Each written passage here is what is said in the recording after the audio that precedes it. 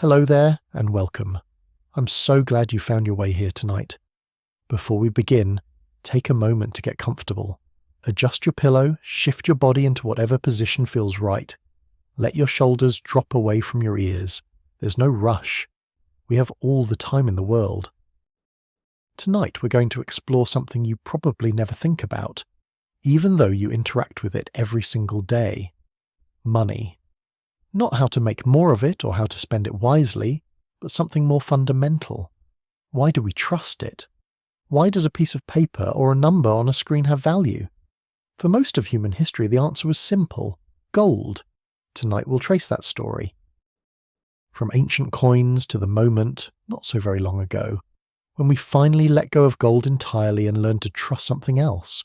Don't worry, this isn't going to be a frantic tour through economic theory or a tense thriller about financial collapse. We're going to move slowly, carefully, through thousands of years of history. We'll take our time, we'll pause to think. And if you drift away into sleep, that's perfectly fine. That's what we're here for. Let the story wash over you like a gentle tide. Let's begin at the very beginning, when humans first needed to trust each other enough to trade. Imagine you're living 5,000 years ago. You're a farmer in ancient Mesopotamia, in the land between the Tigris and Euphrates rivers, where the soil is rich and the sun is relentless. You've grown more barley than your family can eat. Your neighbour raises sheep. You need wool for clothing. Your neighbour needs grain to feed his family through the winter. The trade seems simple enough. You give barley, you receive wool. But how much barley for how much wool? What if you need wool today but won't harvest your barley for another 3 months? What if your neighbour doesn't need barley right now but will need it later? Barter works, but it's clumsy. It requires what economists call a quote zero. You must have what the other person needs at exactly the moment they need it, and they must have what you need. This doesn't happen as often as you might think. Humans solved this problem slowly over thousands of years by agreeing that certain objects would represent value. If everyone agrees that something is valuable, you can trade your barley for that thing, hold on to it, and later trade it for whatever you need: wool, tools, pottery, land. This is money. And the question that drove humans for millennia was, what should that thing be? Many objects served as money at different times and places. Cowrie shells in ancient China and Africa, cacao beans among the Maya and Aztec, cattle in pastoral societies. Our word capital comes from capita, meaning heads of cattle. Salt was so valuable as both preservative and currency that Roman soldiers were sometimes paid in it, giving us the word salary. Enormous stone discs on the island of Yap in Micronesia, so large they couldn't be moved, their ownership simply agreed upon by the community. But across the ancient world, in civilizations that had no contact with each other, the same answer kept emerging: gold. Why gold? Let's think about what makes good money. It needs to be durable, something that doesn't rot or rust or crumble. It needs to be divisible. You can break it into smaller pieces for smaller transactions. It needs to be portable. You can carry it. It needs to be recognizable. People can identify it and verify it. And crucially, it needs to be scarce, but not too scarce. There must be enough for an economy to function, but not so much that it becomes worthless. Gold possesses all these qualities almost perfectly. It doesn't tarnish or decay. You can melt it down and reshape it infinitely without losing its properties. A small amount is quite valuable, making it portable. Its distinctive colour and weight make it recognizable, and it's rare enough to be precious, but not so rare that only a handful of people could ever possess it. But there's something else about gold, something that goes beyond practical properties. Gold is beautiful. It catches the light. It glows warmly in lamplight. It feels substantial in your hand. Humans have always been attracted to it, drawn to its luster, willing to trade valuable things to possess it. This attraction isn't rational in an economic sense. You can't eat gold. It makes poor tools compared to iron or bronze. It's too soft for most practical uses. But the attraction is real and universal, and that matters, because money works only if everyone agrees it works. Gold's beauty, its ability to inspire desire, made agreement easier. The ancient Egyptians were mining gold as early as 3000 BCE. They used it for jewellery, for decorating temples, for honouring their gods and kings. Egyptian pharaohs were buried with extraordinary quantities of gold.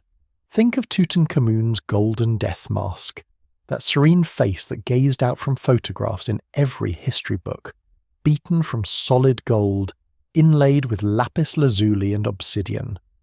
The Egyptians valued gold not primarily as money, but as something sacred, imperishable like the gods themselves.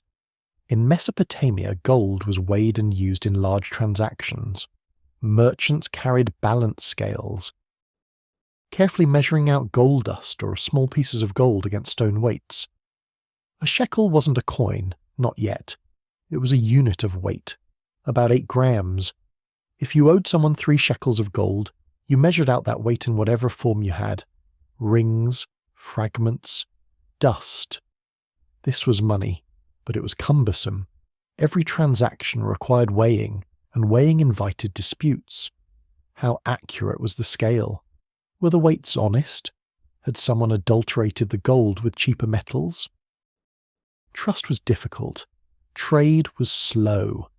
The great innovation, the transformation that made gold truly function as money, was coinage. Someone, somewhere, had the idea of stamping a piece of gold with a mark guaranteeing its weight and purity. The stamp said, in effect, "This piece contains exactly this much gold of this quality. I, the authority who stamped it, guarantee this."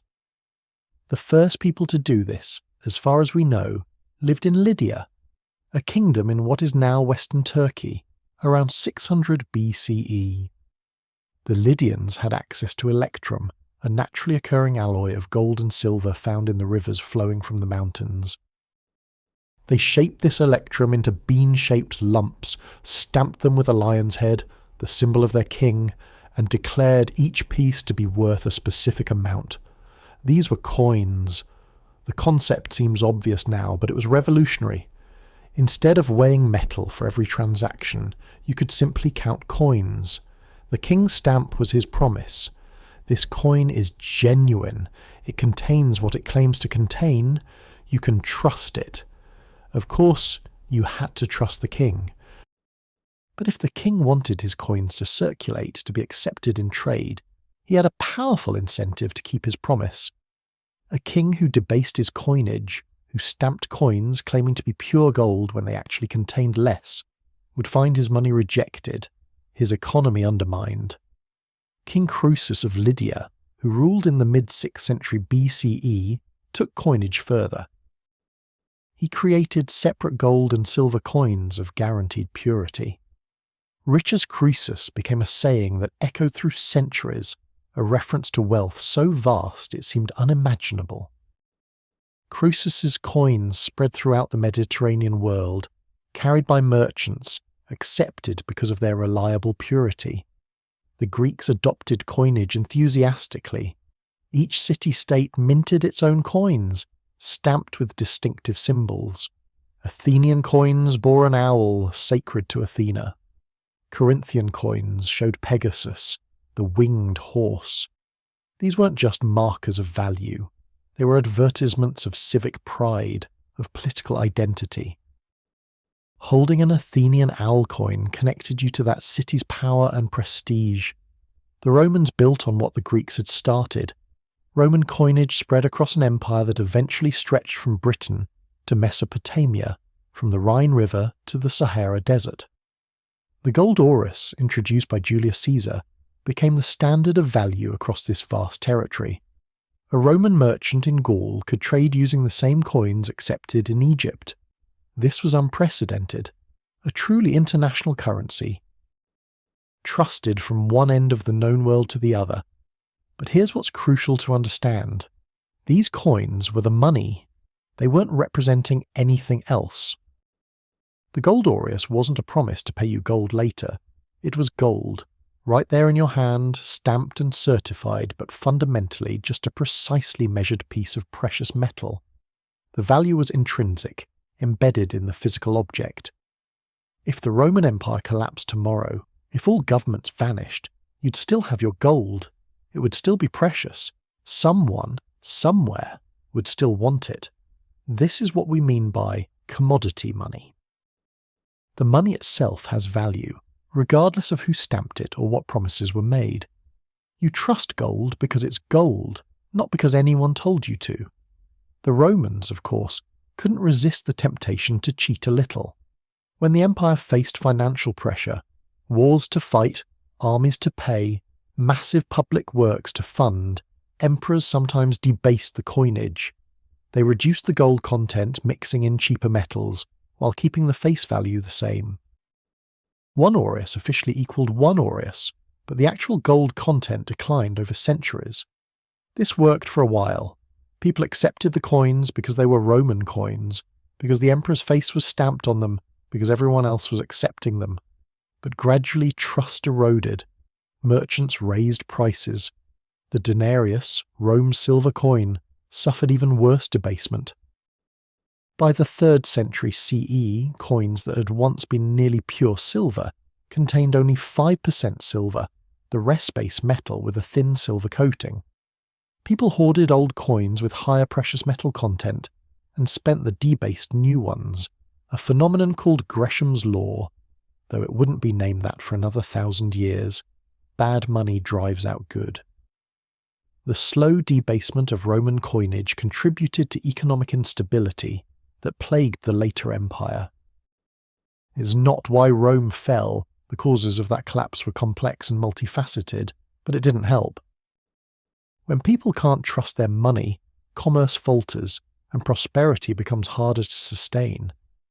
In China, halfway around the world, a parallel story was unfolding.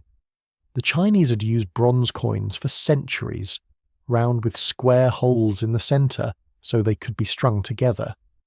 They valued gold, certainly, but their monetary system was more diverse, incorporating silk, grain, bronze, and eventually, remarkably, shockingly, paper.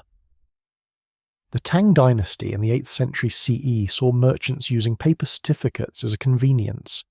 If you were a merchant travelling from one city to another, carrying heavy strings of bronze coins was dangerous and cumbersome. Instead, you could deposit your coins with a trustworthy institution in one city, receive a paper receipt, travel with just the lightweight paper, and redeem it for coins in another city. The paper represented the coins. It wasn't money itself. Just a claim on money.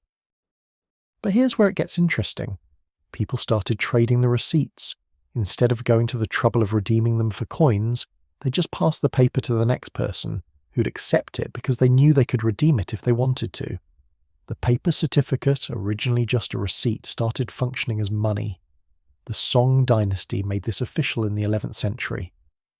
The government issued the first true paper money, not receipts for something else. But government issued currency that was supposed to circulate as money. This was extraordinary. This was humans taking a leap into abstraction that would have seemed insane to a Roman or Greek. Money that was just paper, backed by nothing but government decree. The experiment worked, for a while, as long as the government issued reasonable amounts, as long as people trusted they could use the paper for transactions. The system functioned, but the temptation to print too much was overwhelming. Paper is so easy to create. If the emperor needs to fund a war or a grand building project, why not just print more money? The Yuan dynasty under Kublai Khan in the 13th century relied heavily on paper money. Marco Polo, visiting China, was amazed. He wrote about how the Khan's paper was accepted everywhere, how refusing it was punishable by death. How this barbarian paper somehow functioned like gold and silver. From a European perspective, where money meant metal, this seemed like sorcery. But Kublai Khan printed too much. Inflation eroded the value of the paper. People lost trust. By the 15th century, China had abandoned paper money and returned to silver and copper coins. The experiment had failed. The lesson seemed clear. Paper money without something solid behind it couldn't sustain trust. Let's pause here for a moment. Let your mind settle on this image. A Chinese merchant in 1400 sitting in his shop, refusing paper money, insisting on silver coins he can bite, can weigh, can trust. He's learned his lesson. Paper promises are ephemeral. Metal is real. This attitude, this insistence on money that's valuable in itself, not because someone promises it is, dominated human civilization for thousands of years. Gold and silver were what money was. They weren't backing for money. They were money, period. The weight of the metal in your hand was the measure of your wealth. And yet, even as that Chinese merchant counted his silver coins, even as he rejected paper as worthless, the future was already stirring. In Europe, in the chaos and creativity of the Renaissance, people were beginning to experiment with something new. They were discovering that paper, backed by the right promises and the right institutions, might work after all. But that discovery would take time, and it would require building something the ancient world had never quite achieved. Institutions trusted enough to make paper promises believable. We'll explore that transformation soon. For now, rest in the ancient world, where money was tangible, where value was measured in weight, where trust came from the feel of gold in your palm. It was simpler then, in some ways, more solid. You knew where you stood because you could hold your wealth, feel its heft, see it gleam in the light, sleep with that image. Gold coins, heavy in a leather purse, clinking softly, real, trustworthy, eternal. So we return to Europe, to a continent emerging from the Middle Ages, to cities growing wealthy from trade, to merchants and bankers beginning to ask themselves a dangerous question. What if we didn't have to carry all this heavy metal around? The problem was practical before it was philosophical. Imagine you're a merchant in 17th century London. You've sold wool to buyers in Amsterdam, received payment in gold coins, perhaps £50 worth, which would weigh several pounds, heavy in your strongbox. You need to keep this gold safe. Thieves are everywhere. Your house might burn. Even if you're careful, storing large amounts of gold at home is nerve-wracking. So you do what many merchants did. You take your gold to a goldsmith. Goldsmiths worked with precious metals, so they already had secure vaults. They were accustomed to handling gold, weighing it, assessing its purity. For a small fee, they'd store your gold and give you a receipt.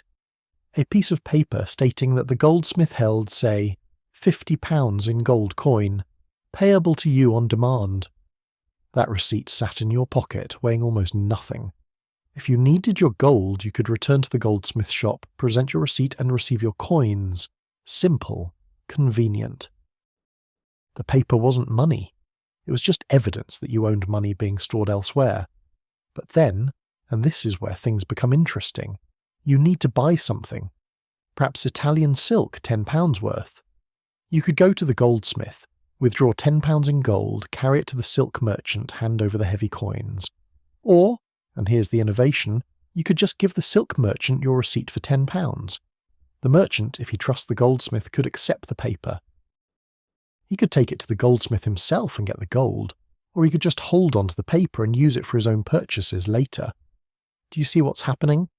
The goldsmith's receipt is starting to function as money. It's circulating, passing from hand to hand, and as long as everyone trusts that they could redeem it for gold if they wanted to, nobody bothers to actually redeem it. The paper becomes more convenient than the gold it represents. The goldsmiths noticed this. They noticed that most of the gold deposited with them just sat in their vaults, undisturbed, because people were trading receipts instead of withdrawing gold.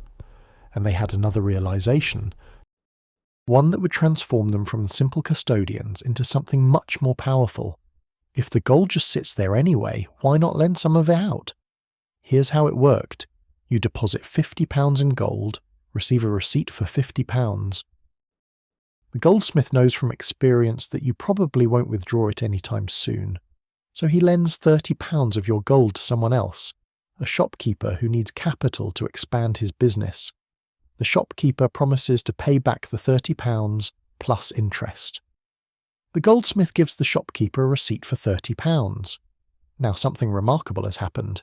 There are £80 worth of receipts circulating, your original 50, plus the shopkeeper's 30, but only £50 of actual gold in the vault. The goldsmith has created money out of nothing, or almost nothing. As long as you and the shopkeeper don't both demand your gold at the same moment, the system works perfectly. The goldsmith makes money from the interest on the loan, you can use your receipt as currency, the shopkeeper gets capital for his business. Everyone benefits. This is fractional reserve banking, and it's still how banking works today, though we've dressed it up in more sophisticated terminology and built elaborate regulations around it. The goldsmith, without intending to, had become a banker. The Bank of England, founded in 1694, made this system official and far grander. The bank was created to lend money to the government. England was at war with France and desperately needed funds. In exchange for this loan, the bank received a charter giving it special privileges, including the right to issue banknotes. These notes were promises to pay the bearer in gold or silver on demand. They said so, right there on the paper. Quote 6 followed by an amount. The bank's cashier signed each note. The promise was explicit and legally binding. If you presented a £10 note to the Bank of England, they had to give you £10 in gold or silver coins, no exceptions. This promise was crucial. It's what made people willing to accept paper instead of metal. The paper wasn't valuable in itself, it was just cloth fibre and ink. But it represented a legally enforceable claim on gold. As long as you trusted that the Bank of England would honour that claim, the paper was as good as gold, maybe better, because it was lighter and easier to handle. The psychological leap this required shouldn't be underestimated. For thousands of years, money had meant physical objects of intrinsic value. Now people were being asked to accept that a piece of paper was money, because a bank promised it represented gold. The paper had no intrinsic value. If the Bank of England failed, if it couldn't honour its promises, the paper would become worthless. But the Bank of England didn't fail.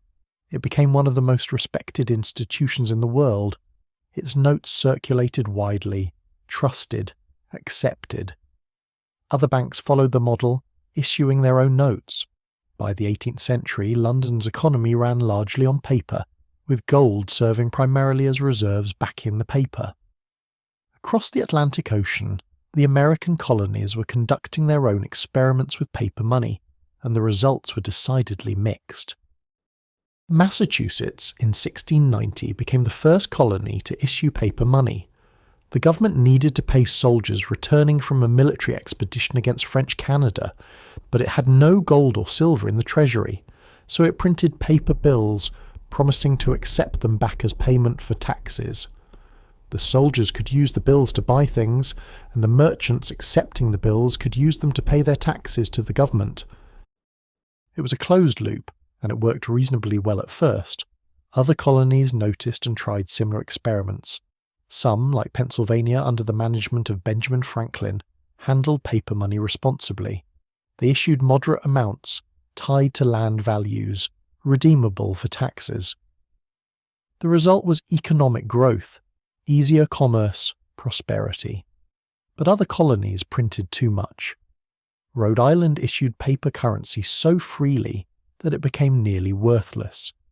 Merchants refused to accept it. Debtors loved it. They could pay back loans in depreciated currency. Creditors, understandably, were furious. The economic chaos and the political conflicts over paper money became so intense that they contributed to the calling of the Constitutional Convention. The Constitution, as finally written, prohibited states from issuing paper money and gave that power exclusively to the federal government. The lesson seemed clear. Paper money could work, but only with discipline, only with restraint, only when backed by something solid, and when the issuing authority resisted the temptation to print too much. Let's think about France for a moment.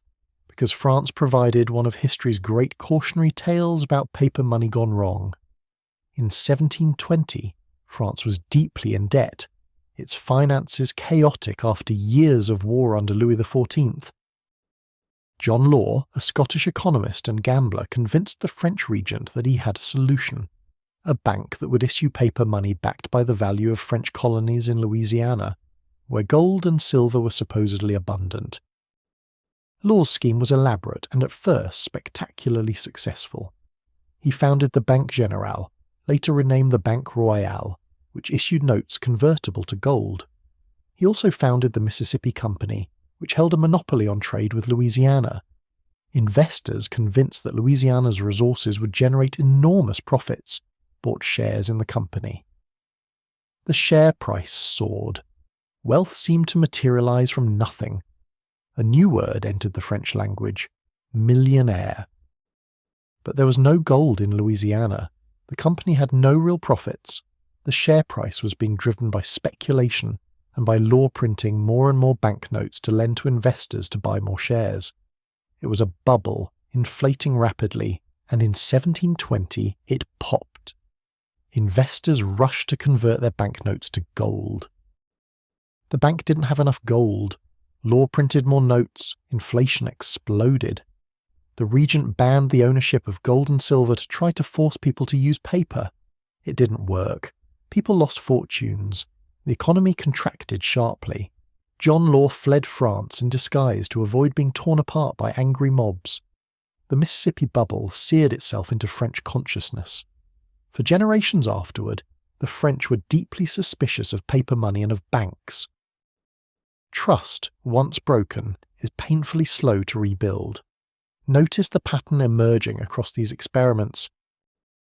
Paper money works when people trust it, and people trust it when they believe it can be converted to something of intrinsic value, gold or silver, and when the issuing authority doesn't abuse the printing press. Break either of those conditions and the system collapses.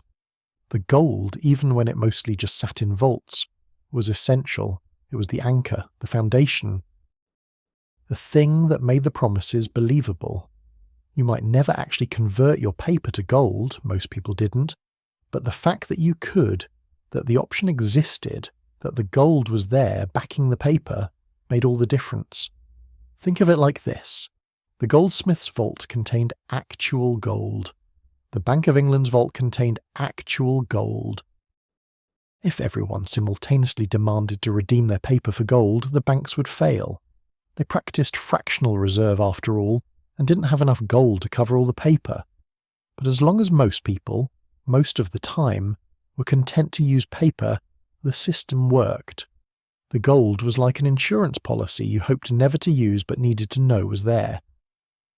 This balance, paper for convenience, gold for confidence, became the foundation of modern finance. It allowed economies to grow beyond the constraints of the physical gold supply. If money could only be gold and silver coins, economic growth would be limited by how much gold and silver could be mined. But if money could be paper-backed by gold, the economy could expand as long as people maintained confidence in the paper. The early 1800s saw this system mature. The Bank of England refined its practices, managing the relationship between its gold reserves and its note issuance carefully. Other countries established central banks on similar models. Gold remained at the centre, but paper did the daily work of commerce. By the middle of the 19th century, a London merchant might conduct business entirely in banknotes, rarely if ever touching gold. A Manchester factory owner paid his workers in notes issued by local banks. Redeemable in gold, but almost never actually redeemed. The economy hummed along on promises on paper on trust. But that trust was still anchored to gold. The promise to pay in gold on demand was what made the paper acceptable. Without that promise, without the gold reserves backing it, the whole elaborate structure of modern finance would seem as insubstantial as the paper itself. The crucial question, the question that would obsess economists and policymakers for the next century and beyond, was this: did we need the gold? Was it actually necessary? Or was it just a psychological crutch? A security blanket we thought we needed but could perhaps do without. Most people in the 19th century would have said the gold was absolutely necessary. Money had to be backed by something real, something with intrinsic value. The gold standard, as it would come to be called, wasn't just a policy choice. It was the natural order of things, as fundamental as gravity. They couldn't imagine money without gold. The very concept would have seemed absurd, dangerous, a recipe for chaos and inflation and the collapse of civilized commerce. Money was a claim on gold, and gold was real, solid, trustworthy in a way that promises and governments and paper could never be. And yet, even as this gold-backed system reached its apex, even as it spread across the globe and became the foundation of international trade, forces were building that would eventually challenge it, strain it, and finally break it entirely. But we're getting ahead of ourselves. For now, as the 1800s unfold, the system works. Paper money, backed by gold, promised to be converted on demand, issued by institutions that generally kept their promises and maintained adequate reserves. It was a compromise, a hybrid, the best of both worlds. The merchant in his counting house, the banker in his vault, the worker with his week's wages in paper notes, all operated within this system, trusting the paper because of the gold, using the paper instead of the gold, living in the space between representation and reality that modern finance had created. Let that image settle in your mind. A banknote, beautifully engraved, signed and dated, promising to pay the bearer on demand. Behind it, somewhere in a vault, a pile of gold coins. The note circulates, passes from hand to hand, facilitates countless transactions. The gold sits undisturbed. Both are necessary. The system balances on both. This balance seemed stable, seemed eternal. It would endure in various forms for another century. But nothing human-made is truly eternal, and the gold standard, for all its seeming solidity, for all the confidence it inspired, would face tests it couldn't pass. Those tests were coming. But they would arrive slowly, building over decades, not obvious until it was too late to easily fix them. The system that seemed so solid contained fault lines that would only become visible under stress. For now, though, in the calm of the 19th century's middle years, before the great wars and depressions that would shake everything, the gold standard represented order, stability, trust. Money was backed by gold, and gold was forever. Rest with that certainty. Rest with the image of solid gold stacked in vaults, guaranteeing the paper in your pocket. A system that worked, that made sense, that let strangers trade with each other across oceans and continents, because they all trusted the same thing. Sleep comes easier with such certainty, and for that generation, living in that moment, the certainty seemed complete. By the middle of the 1800s, something remarkable was happening. The hybrid system we've been exploring, paper money backed by gold, issued by trusted banks, convertible on demand, was spreading across the world. And as it spread, as more countries adopted similar systems, these national systems began linking together into something larger, something that would come to be called the International Gold Standard. Britain led the way, which makes sense given that London was the world's financial centre, the place where money from every corner of the globe flowed for investment and trade. Britain had been on a gold standard, in various forms, since early in the century. The Bank Charter Act of 1844 formalised the rules. The Bank of England could issue banknotes, but only if they were backed by gold reserves. For every pound note beyond a certain base level, the bank had to hold an equivalent value in gold in its vaults. This wasn't arbitrary. It was a conscious choice to impose discipline, to prevent the bank from printing too much money, to maintain trust. The gold reserve requirement acted like a brake on monetary expansion. You couldn't just print money freely. You had to have gold to back it. Other countries watched Britain's success and drew conclusions. If the world's most powerful economy operated on a gold standard, if British commerce thrived under this system, If the pound sterling was trusted everywhere because of its gold backing, then perhaps this was the model to follow. In 1871, Germany unified under Prussian leadership and immediately adopted a gold standard, abandoning its previous silver-based system. The new German mark was defined as a specific amount of gold, 0.358423 grams of pure gold to be precise. This number mattered. It meant that if you had a mark, you could, in theory, exchange it for exactly that amount of gold.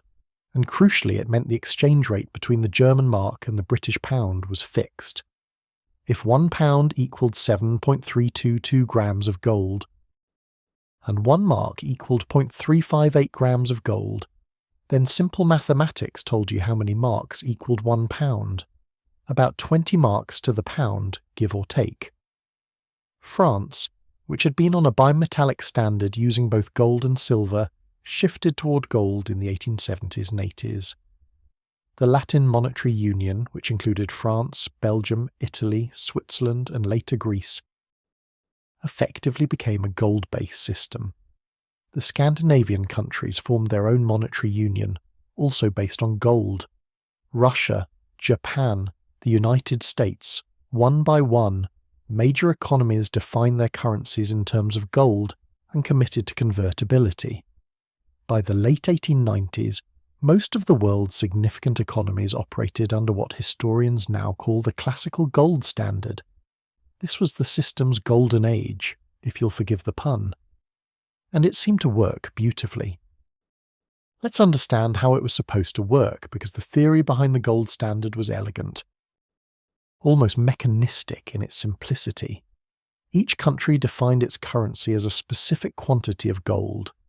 The British pound was defined as 7.322 grams of pure gold. The US dollar was defined as 1.505 grams of gold. The French franc was defined as 0.2903 grams of gold. These definitions created fixed exchange rates.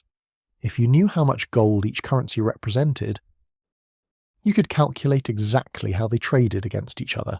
£1 always equaled roughly $4.866. £1 always equaled roughly 25 francs. This predictability was enormously valuable for international trade and investment. Imagine you're a British investor considering financing a railroad in Argentina.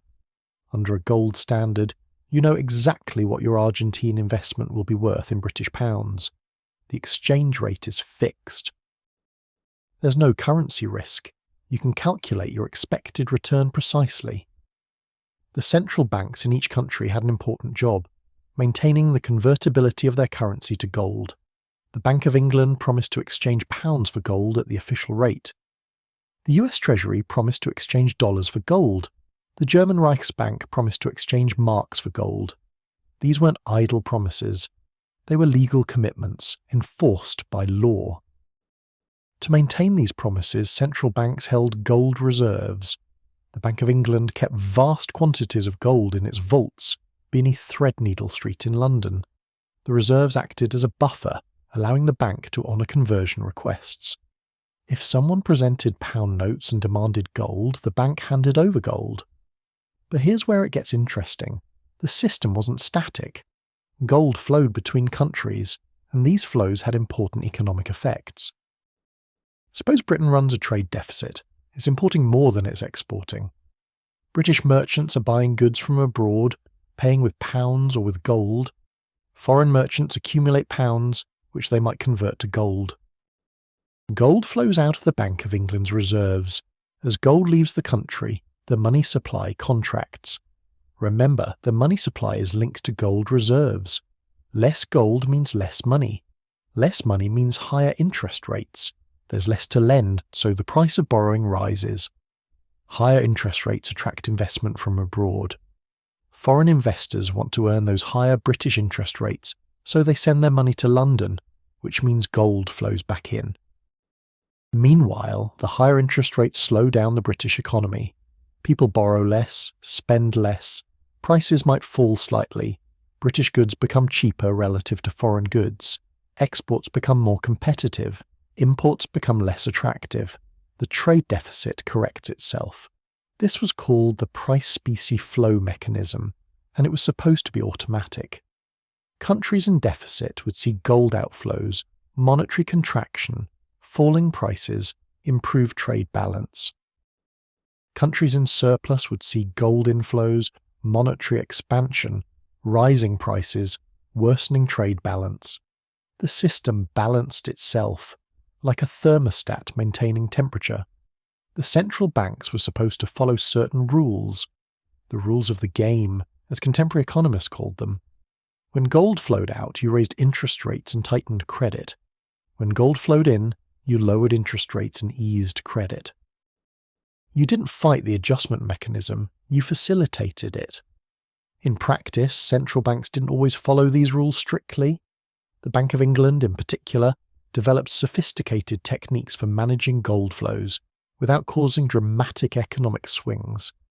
It used something called the bank rate, the interest rate at which it would lend to other banks, as its primary tool. A small change in the bank rate could attract or repel gold flows with remarkable precision. The bank's governors became masters of this art, making tiny adjustments that kept the system stable. London, in those decades before World War I, functioned as the centre of a global financial web. Gold flowed to London from mines in South Africa and Australia and California. It flowed out again to pay for British imports and investments. The Bank of England, with relatively modest gold reserves compared to the vast scale of international finance, managed the system with what seemed like effortless skill. For people living through this era, for the British factory owner, the German exporter, the American farmer selling wheat to Europe, the gold standard provided something precious: certainty. Exchange rates didn't fluctuate. You knew what foreign currencies were worth. Long-term contracts and investments were easier to make because you could count on the value relationships holding. International trade flourished. Between 1870 and 1914, global trade grew dramatically. Capital flowed across borders with unprecedented freedom. British investors financed railroads in Argentina, mines in South Africa, plantations in Ceylon. French investors funded Russian industrialization. German banks financed projects across Central Europe. The gold standard facilitated this investment by reducing risk and uncertainty. There's a certain irony in this. The gold standard imposed strict rules on governments and central banks, limiting their policy flexibility. But this very limitation created an environment where private capital felt secure. Investors knew governments couldn't arbitrarily inflate their currencies, couldn't default by printing money, couldn't change the rules suddenly. The gold standard's rigid discipline was precisely what made long-term international investment seem safe. Think about what this meant for ordinary people. A textile worker in Manchester earned wages in pounds that held their value predictably over time. Inflation was minimal. Gold scarcity prevented the money supply from expanding too rapidly. Prices were stable, sometimes even falling slightly as productivity improved. If you saved money, it held its value. The purchasing power of a pound in 1900 was roughly the same as in 1870. But, and this is important, the system also had costs, though these were less visible at the time. The gold standard required all countries to subordinate domestic economic policy to maintaining convertibility. If your economy was struggling, if unemployment was rising, you couldn't just print money to stimulate things. You had to maintain the gold standard. If that meant keeping interest rates high, even during a downturn, so be it. The gold standard came first. In practice, this meant that economic downturns could be sharp and painful. When the United States experienced financial panics, in 1873, in 1893, in 1907, the government couldn't pursue aggressive monetary expansion to soften the blow. The gold standard constrained the response. Unemployment rose, banks failed. The economy eventually recovered, but the human cost of these adjustments was real. The system also depended on cooperation, or at least on everyone following similar rules. As long as major economies all maintained gold convertibility and played by the rules of the game, the system worked. but it was vulnerable to defection. If one major country abandoned gold or refused to follow the rules, it could disrupt the entire structure. Britain's position was unique and somewhat precarious. The Bank of England managed the global gold standard despite holding gold reserves that were proportionally quite small. The bank's power came not from the quantity of its gold, but from its reputation, its skill, and from London's position as the world's financial hub. Other countries held their reserves partly in pound-denominated assets in London, trusting that pounds were as good as gold. This worked as long as that trust held. Let's consider a specific example to make this concrete. Imagine it's 1905 and you're a French wine merchant. You've sold a shipment of Bordeaux to an importer in New York. The American pays you in dollars. You take those dollars to your bank in Bordeaux, which exchanges them for francs at the fixed exchange rate. Your bank sends the dollars to its correspondent bank in Paris, which might send them on to London. Eventually those dollars might be redeemed for gold, or they might just sit as dollar balances earning interest. The key point is that you, the wine merchant, never worried about exchange rate fluctuations. You knew exactly what your dollars would be worth in francs. The gold standard made the transaction simple, predictable, safe. Or consider a British investor in 1890 deciding to purchase bonds issued by the government of Argentina to finance railroad construction. The bonds promised to pay 5% interest annually, denominated in gold. The investor knows Argentina is on the gold standard, knows that the Argentine peso is convertible to gold at a fixed rate, knows therefore that the interest payments will hold their value. The investment seems secure. And indeed, for several decades, such investments generally worked out well. The gold standard facilitated an unprecedented flow of capital from rich countries to developing ones. The United States had a complicated relationship with the gold standard during this period. The country had vast silver mines, and there was strong political support, particularly from farmers and debtors, for a bimetallic standard using both silver and gold. Silver was more abundant, so a bimetallic standard would allow easier monetary expansion. This would cause inflation, which would help debtors by reducing the real value of their debts. The debate came to a head in the 1890s.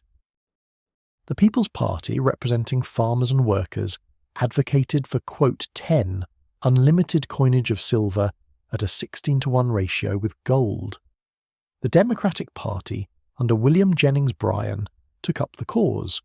Bryan gave his famous, quote, 11 speech at the 1896 Democratic Convention, declaring, quote 12, Bryan lost the election. In 1900, the United States officially adopted the gold standard, defining the dollar as 25.8 grains of pure gold, which worked out to about 1.5 grams. The US committed to maintaining convertibility. The debate was settled, at least for the moment. The gold standard's advocates believed it represented civilization itself. To abandon gold would be to abandon sound money, to open the door to inflation and financial chaos. Gold was discipline, stability, trust. It was the foundation of prosperity. And indeed, the pre-World War I decades were, for many people in many countries, prosperous. Trade expanded, living standards rose, cities grew and modernized.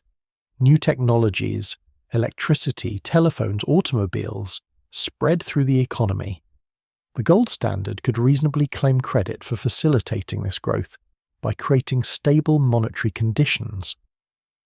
But the system contained vulnerabilities that would only become apparent under stress. It assumed international cooperation. It assumed governments would prioritize gold convertibility over domestic concerns. It assumed that gold supplies would grow roughly in line with economic growth, which happened partly by accident. Major gold discoveries in South Africa and Alaska in the 1890s increased the world gold supply just when the system needed it. Most fundamentally, the gold standard assumed that maintaining fixed exchange rates and gold convertibility was more important than any other economic goal, including full employment. This assumption seemed reasonable during peaceful, prosperous times. But what would happen during a crisis? What would happen during a war? In 1914, the world still seemed solid, the gold standard eternal, trade flourished. The great powers maintained their currency's gold convertibility. Merchants and investors operated with confidence in stable exchange rates.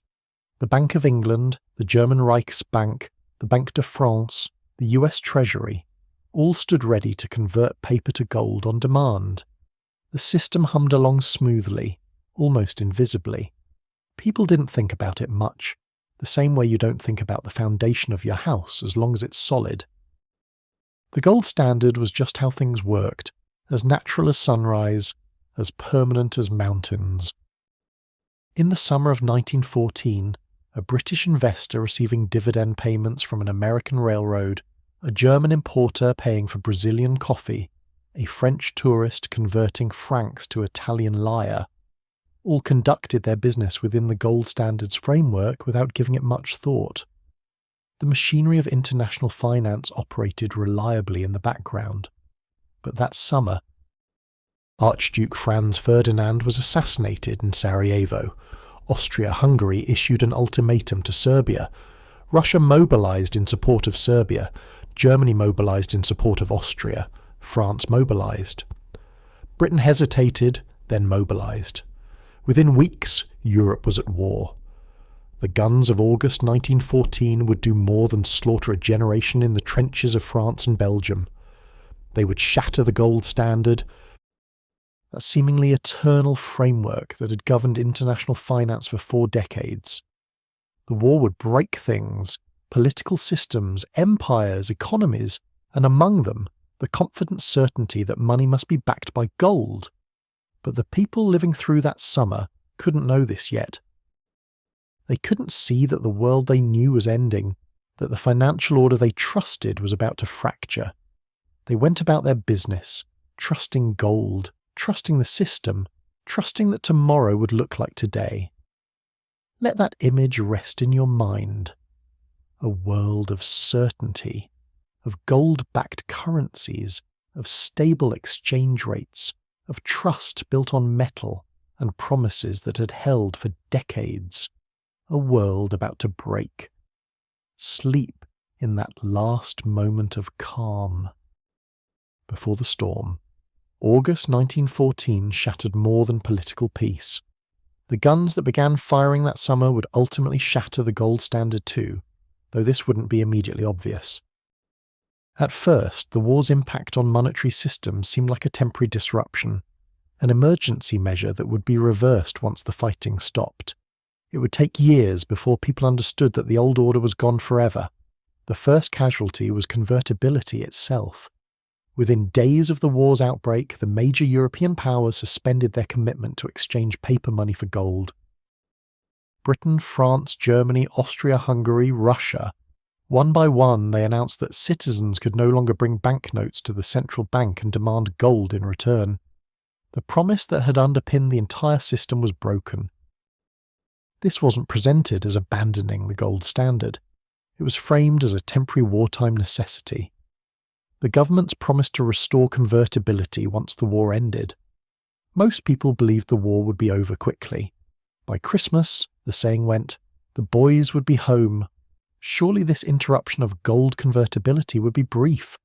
The suspension was necessary because war required spending on a scale no government could finance through taxation alone. Armies needed to be equipped, fed, or paid. Weapons needed to be manufactured.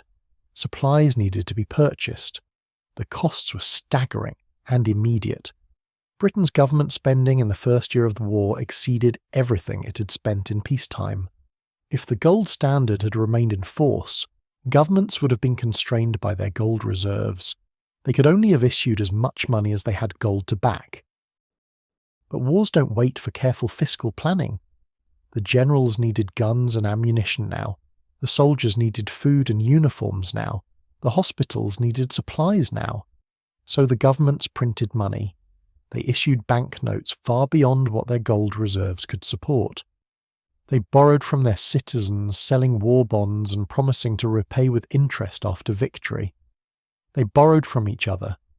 they borrowed from the United States, which had entered the war later and was still officially on gold. They created money out of necessity, out of desperation, out of the simple fact that losing a war was unthinkable and winning required resources beyond what gold would permit. The British government's wartime slogan was telling, business as usual. But business wasn't usual. Prices began to rise as more money chased fewer civilian goods. Factories had converted to war production, so there were fewer consumer products available. By the end of the war, prices in Britain had more than doubled from their 1914 levels. In France, they had tripled. In Germany, they had quadrupled. This was inflation on a scale the gold standard was supposed to prevent. The discipline of gold, the requirement that money be backed by metal, that governments couldn't simply print as much as they wanted, was gone. The printing presses ran, and the value of money slowly eroded. The United States, entering the war only in 1917, maintained gold convertibility longer than the European powers. America became the world's creditor as Britain and France borrowed billions to finance their war efforts. Gold flowed westward across the Atlantic, piling up in American vaults. By the war's end, the United States held roughly 40% of the world's monetary gold. The balance of financial power had shifted permanently from London to New York. But let's focus on what happened after the war ended in November 1918. The guns fell silent. The exhausted nations began counting their losses, millions dead, millions more wounded, economies disrupted, empires collapsing. And among the wreckage was the question, what happens to money now? The assumption, widely shared, was that things would return to normal. The gold standard would be restored. Currencies would again be convertible to gold at the old rates. The stability and certainty of the pre-war years would return. After all, the suspension of gold convertibility had been explicitly temporary. Now that the emergency had passed, surely the temporary measures would be reversed. But returning to gold proved far more difficult than anyone anticipated. The problem was simple to state but agonizing to solve. Wartime inflation had changed everything. Consider Britain's situation. Before the war, the pound had been worth a specific amount of gold. British prices had been stable. Now, after the war, prices were much higher, more than twice as high. The government had two choices. It could return to gold at the old rate, which would require deflation, forcing prices back down to pre-war levels. Or it could return to gold at a new rate that reflected the inflation that had occurred, effectively devaluing the pound. Deflation meant economic pain. Bringing prices down required tight money, high interest rates, recession. Workers would face wage cuts or unemployment. Businesses would struggle, but it would restore the pound to its old glory, its pre-war value. The pound would again be worth what it had been, re-establishing Britain's financial prestige. Devaluation would be easier economically. You simply acknowledged that the pound was now worth less gold than before. But this seemed like admitting defeat, like acknowledging that Britain had been weakened by the war. It would also hurt anyone who had lent money to Britain during the war, expecting to be repaid in pounds worth their old value. Britain chose deflation, or more precisely, Britain chose to delay the decision, allowing inflation to run for a few years after the war, and then, in the mid-1920s, chose deflation to restore the gold standard at the pre-war rate. Other countries made different choices, and one country's choice became a cautionary tale so extreme that it would haunt discussions of monetary policy for the next century. Germany's experience with inflation after World War I was unlike anything the modern world had seen. It began as ordinary wartime inflation. The government printed money to pay for the war, prices rose. But after Germany's defeat, the problems multiplied. The Treaty of Versailles imposed on Germany enormous reparations payments, compensation to the Allies for war damages. The amount was staggering, 132 billion gold marks to be paid over decades. Germany's economy, already weakened by the war, struggled under this burden. The government couldn't raise enough in taxes to cover both normal expenses and reparations, so it printed money. At first, the inflation was manageable, uncomfortable, yes, but not catastrophic. Prices rose, but people adjusted. Wages rose too, though not quite as fast as prices. Savings lost value, which was unfortunate, but life went on. Then, in 1922 and 1923, the inflation accelerated into something unprecedented. Hyperinflation, the complete collapse of a currency's value. The mechanics were simple and terrifying. The government printed money to pay its bills. This increased the money supply. Prices rose. As prices rose, the government needed more money to pay the same bills, so it printed more. Prices rose faster. Workers demanded higher wages to keep up with rising prices. Businesses raised prices to cover higher wage costs. The government needed still more money. It printed more. The cycle fed on itself, accelerating, spiraling out of control. By the summer of 1923, prices were doubling every few days, then every day, then every few hours.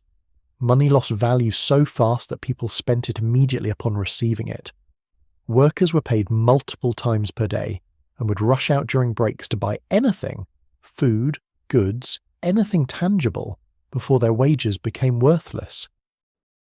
The stories from this period sound like dark fantasy. A woman used a wheelbarrow to carry enough banknotes to buy a loaf of bread. Someone left a basket of money on their doorstep for just a moment. When they returned, the money was scattered on the ground and the basket had been stolen. The basket was worth more than the money. People papered their walls with banknotes because it was cheaper than buying wallpaper. Children played with blocks made of bundled currency. The Reichsbank, Germany's central bank, printed notes in denominations that became absurd. 1 million mark notes, 1 billion mark notes, 1 trillion mark notes. The printing presses literally couldn't keep up with the inflation. The numbers were meaningless. 1 trillion marks might buy a newspaper in the morning and nothing by evening. In November 1923, the German government finally stabilised the currency by introducing a new mark, the Rentenmark, backed not by gold but by a mortgage on all of Germany's land and industry. This was more psychology than substance. But it worked. The old currency was exchanged for the new at a rate of 1 trillion old marks to 1 new Rentenmark. The hyperinflation ended almost overnight.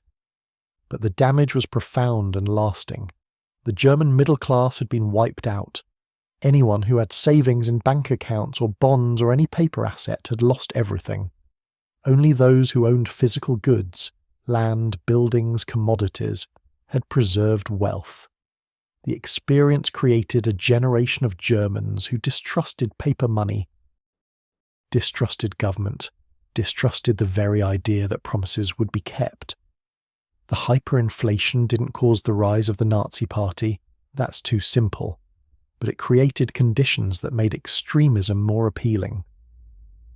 When people's life savings can vanish, when the rules of economic life can break down so completely, the social fabric tears. Trust in institutions collapses. People become desperate for someone who promises to restore order, even if that someone is offering dangerous solutions. The lesson that echoed from Germany's experience was clear. The gold standard had prevented this. Under the gold standard, governments couldn't print unlimited money. The gold constraint imposed discipline. Without that discipline, without gold as an anchor, inflation could spiral into catastrophe. This lesson influenced the desire to restore gold convertibility across Europe. The war had forced a departure from gold, but the post-war chaos seemed to prove that gold was necessary. Money needed an anchor. Governments couldn't be trusted to manage paper currencies responsibly without the discipline of gold convertibility. Britain, as we mentioned, chose to return to the gold standard at the pre-war parity. The decision was made in 1925 by Winston Churchill, then Chancellor of the Exchequer. Churchill wasn't an economist. He later admitted he didn't fully understand the arguments, but the weight of establishment opinion, the advice of the Bank of England, the desire to restore British prestige, all pointed toward returning to gold at the old rate of $4.86 to the pound. The economist John Maynard Keynes argued against this decision. In a pamphlet titled, quote, 14, Keynes pointed out that returning to gold at the old rate when British prices were still higher than pre-war levels would make British goods expensive in international markets. British exports would suffer. British industry would struggle. Workers would face wage cuts or unemployment. Keynes was right. The return to gold at the pre-war parity required deflation, bringing British prices down. This meant tight monetary policy, high interest rates, economic contraction. British unemployment rose. The coal industry, already struggling, was hit particularly hard. The miners resisted wage cuts, leading to the general strike of 1926, a massive labour confrontation that paralysed the country for 9 days. Britain had restored the gold standard, had brought back the certainty and stability of the pre-war era, but the cost was high, and the restored gold standard was different from what it had been. It was more fragile, more strained, less automatic in its adjustments. France took a different path. After its own bout of serious inflation, France stabilised its currency in 1926, but returned to gold at a devalued rate, roughly 1/5 of the France's pre-war gold value. This made French exports competitive and helped French industry recover. But it also meant France had officially acknowledged that the franc was worth less than before, had admitted that the war had weakened French financial position. Other countries followed various paths back to gold through the mid and late 1920s.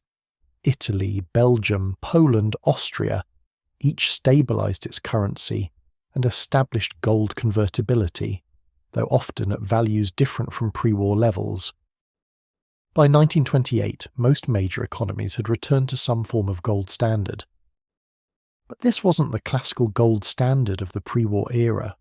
The differences were subtle but significant. Central banks held reserves not just in gold, but also in foreign currencies convertible to gold, particularly pounds and dollars.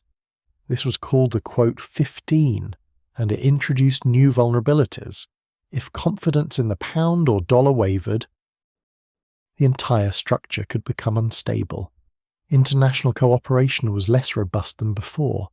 The Bank of England no longer had the unquestioned authority it had possessed before 1914. The United States, now the largest creditor nation, was reluctant to take on the stabilising role Britain had played. The Federal Reserve, America's central bank, was still learning how to manage international responsibilities. The restored gold standard also had to contend with war debts and reparations payments, creating awkward circular flows. Germany paid reparations to France and Britain. France and Britain paid war debts to the United States. The US lent money to Germany to help it pay reparations. It was a complicated artificial structure that depended on American capital continuing to flow to Europe. For a few years, from roughly 1925 to 1929, the system seemed to work. International trade recovered, currencies were stable, exchange rates were fixed. The gold standard was back, and with it came a return of confidence, of certainty, of the feeling that the world had returned to normal after the terrible disruption of the war. But beneath the surface, problems were building. The gold standard that had worked so smoothly before 1914 had operated in a particular context: rough international balance, British leadership, limited government intervention in economies, general prosperity. The 1920s were different. The war had created imbalances. America was a creditor nation accumulating gold. Europe needed gold but kept losing it. Governments faced domestic pressures, unemployment, social unrest that made the gold standard's strict discipline politically difficult. The psychological damage from the war and the post-war inflations was real. People had learned that promises could be broken, that money could lose value, that stability was fragile. This knowledge created nervousness, a tendency toward panic that hadn't existed before.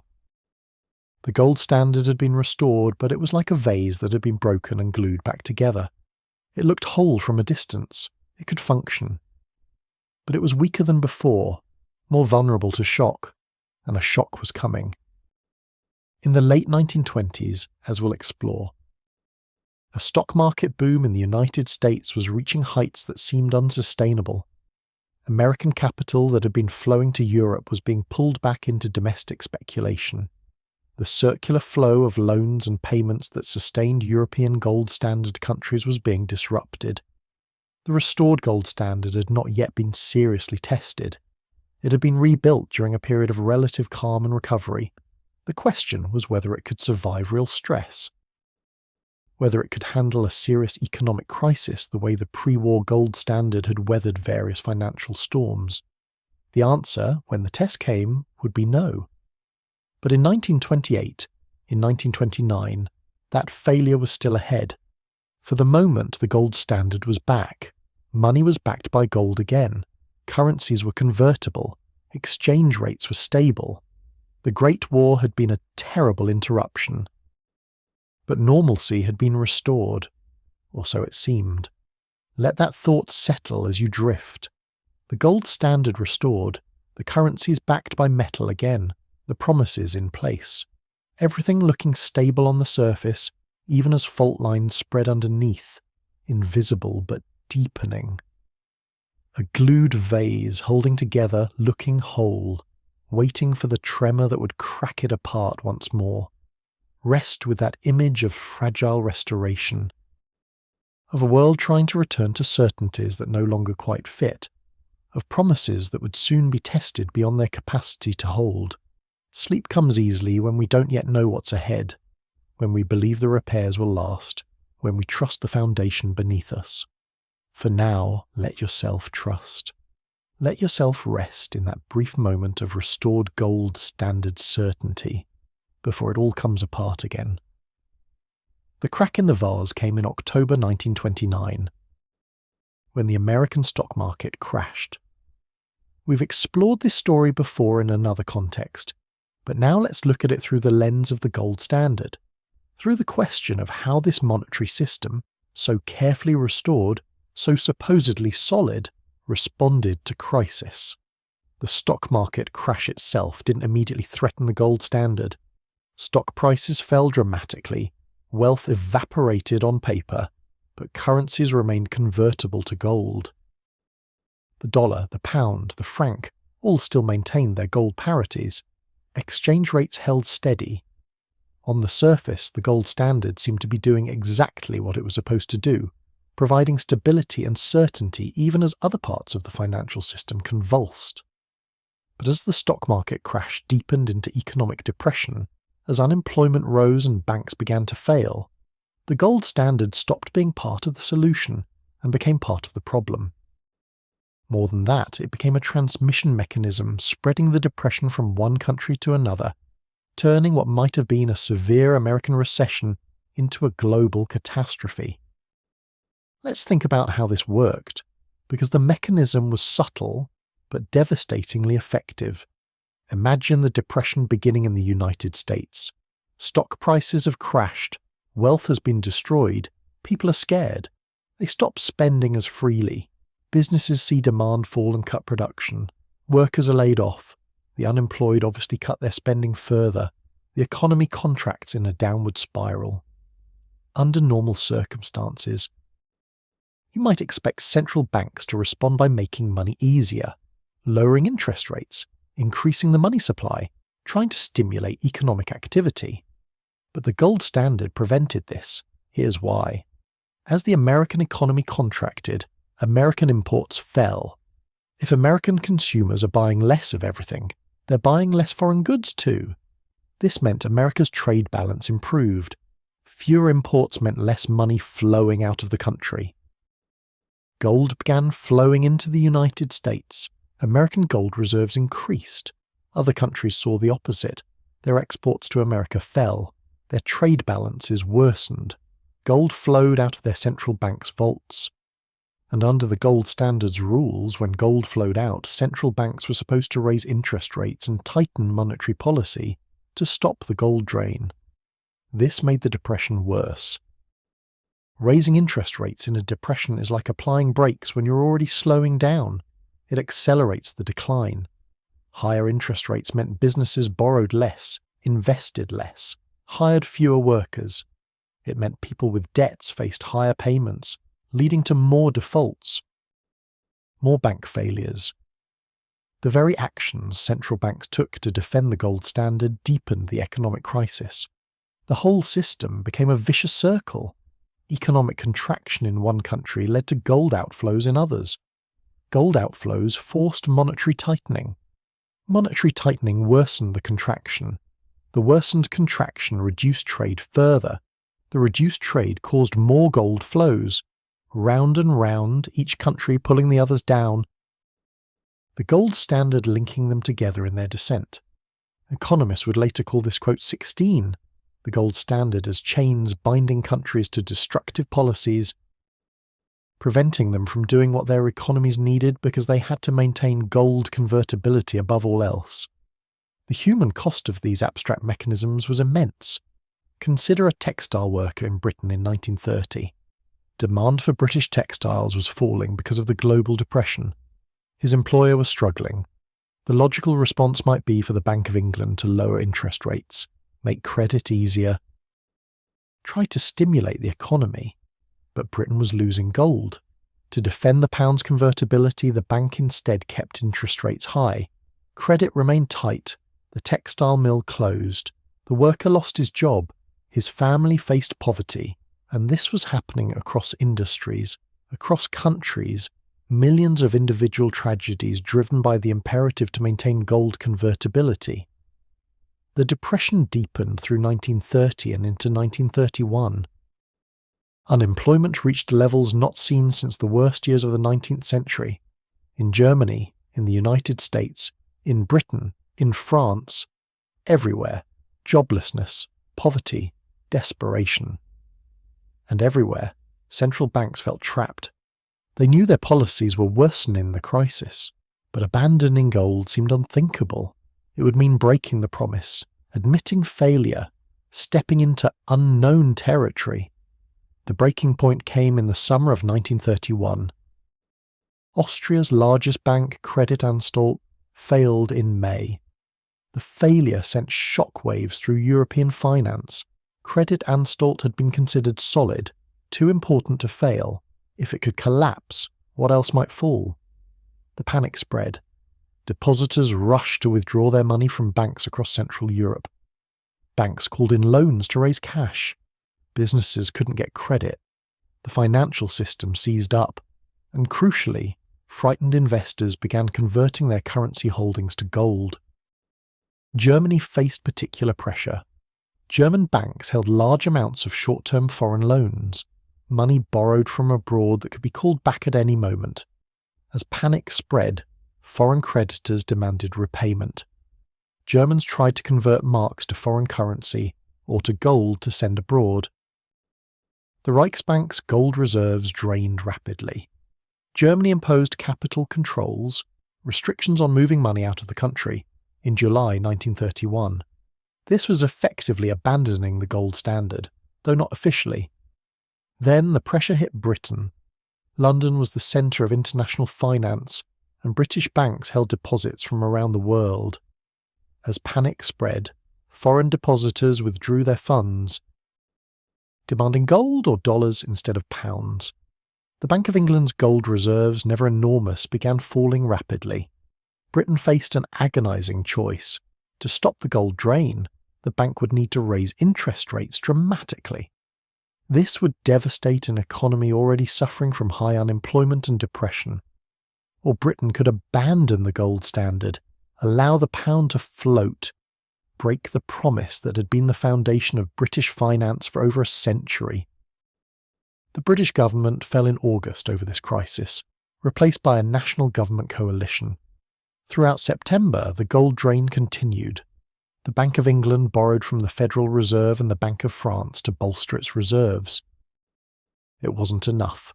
on September 19th, 1931, a group of sailors in the British Atlantic Fleet staged a mild mutiny over proposed pay cuts.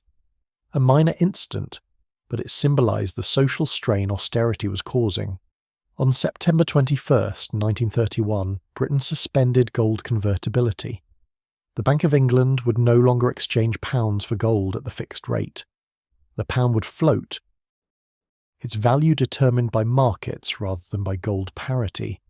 This was shocking.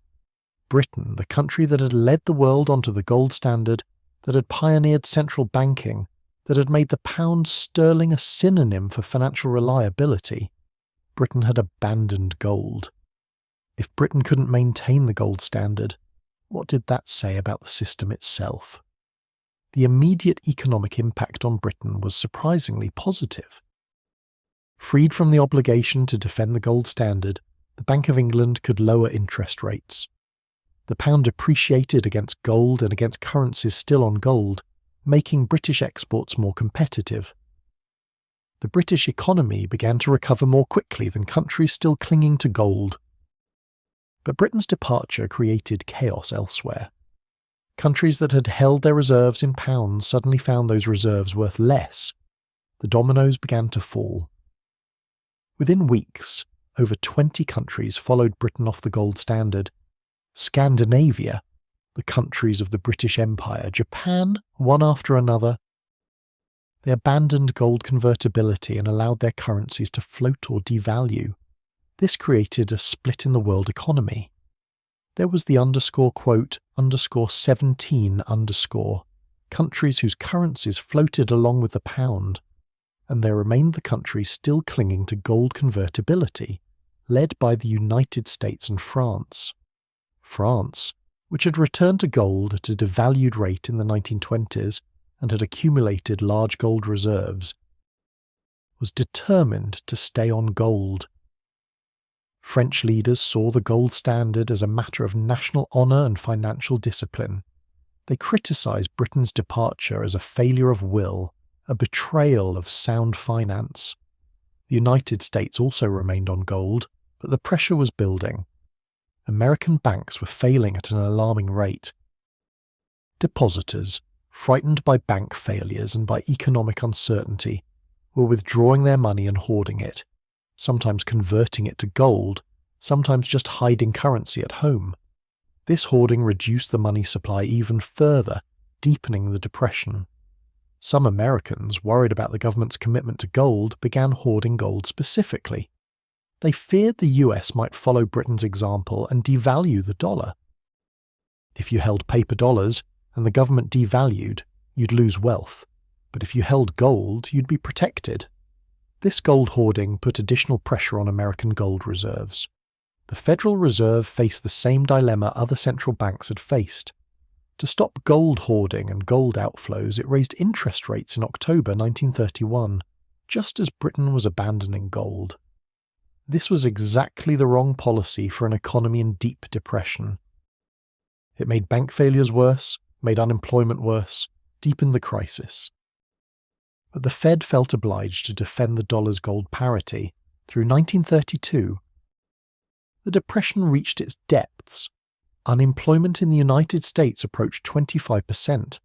Industrial production had fallen by nearly half from its 1929 peak.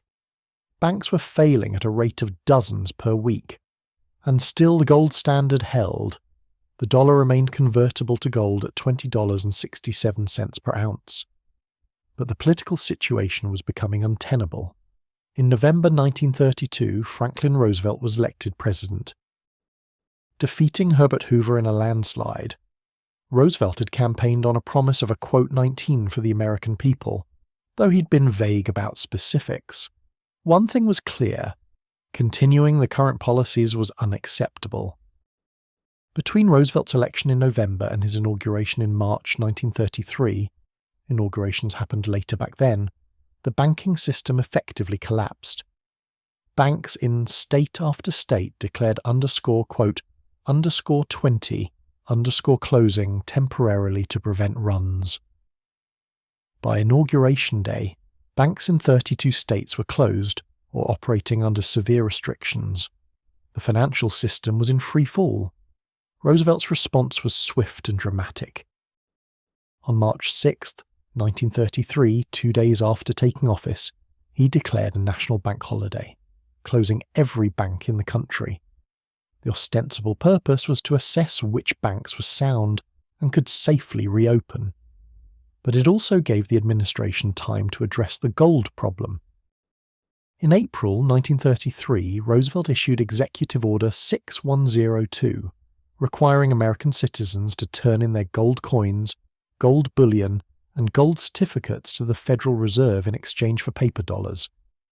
There were exceptions for jewelry, rare coins, and small amounts held by individuals, but the bulk of privately held gold had to be surrendered. This was extraordinary. The government was confiscating gold from its own citizens. The justification was that gold hoarding was making the Depression worse, that private gold holdings needed to be mobilized to back an expanded money supply.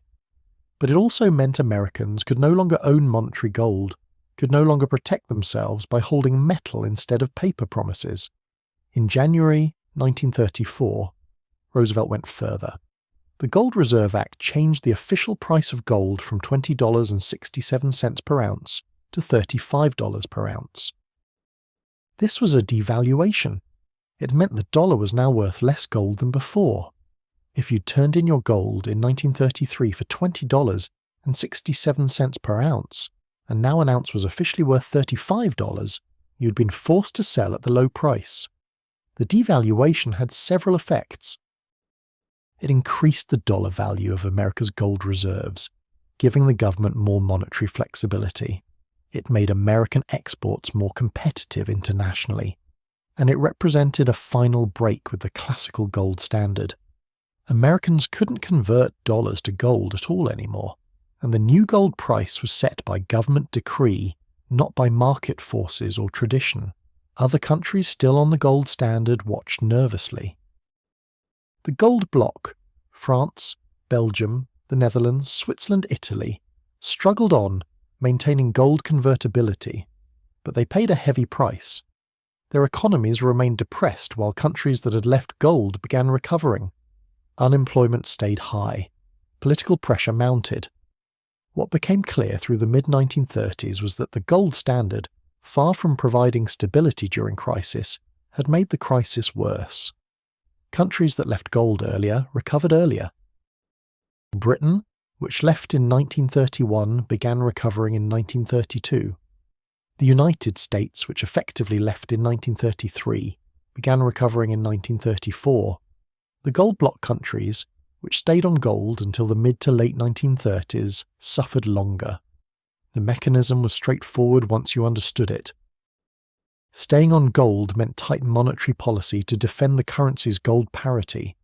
Tight monetary policy meant high interest rates, scarce credit, deflation.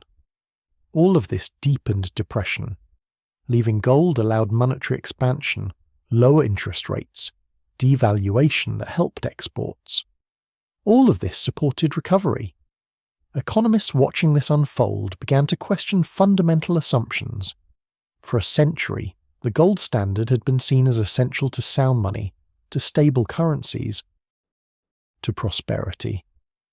Now it was becoming clear that in a depression, the gold standard was actively harmful. The discipline it imposed, the discipline that had been seen as its great virtue, prevented governments from doing what needed to be done to fight mass unemployment. John Maynard Keynes, who had criticised Britain's return to gold in the 1920s, was vindicated but took no pleasure in it. In 1936 he published The General Theory of Employment, Interest and Money, arguing that the classical economic thinking that had supported the gold standard was flawed. In depressions, governments needed to expand spending and money supply, not contract them. The gold standard's automatic mechanisms worked reasonably well in normal times, but catastrophically in crisis. The intellectual edifice supporting the gold standard was crumbling along with the system itself.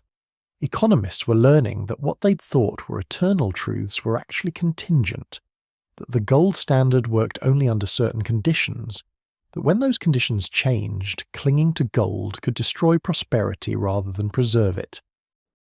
By 1936, the gold block finally broke. France abandoned gold convertibility, allowing the franc to devalue. Belgium, Switzerland, the Netherlands followed. By 1937, no major economy maintained the classical gold standard.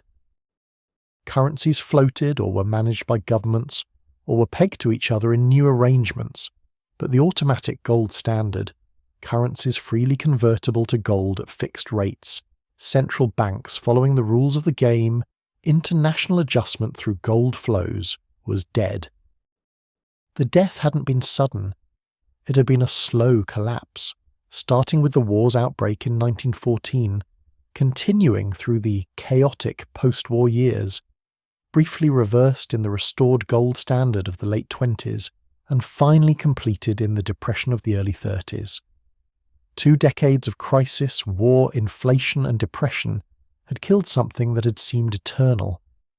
What replaced it was unclear. The late 1930s saw a chaotic international monetary system.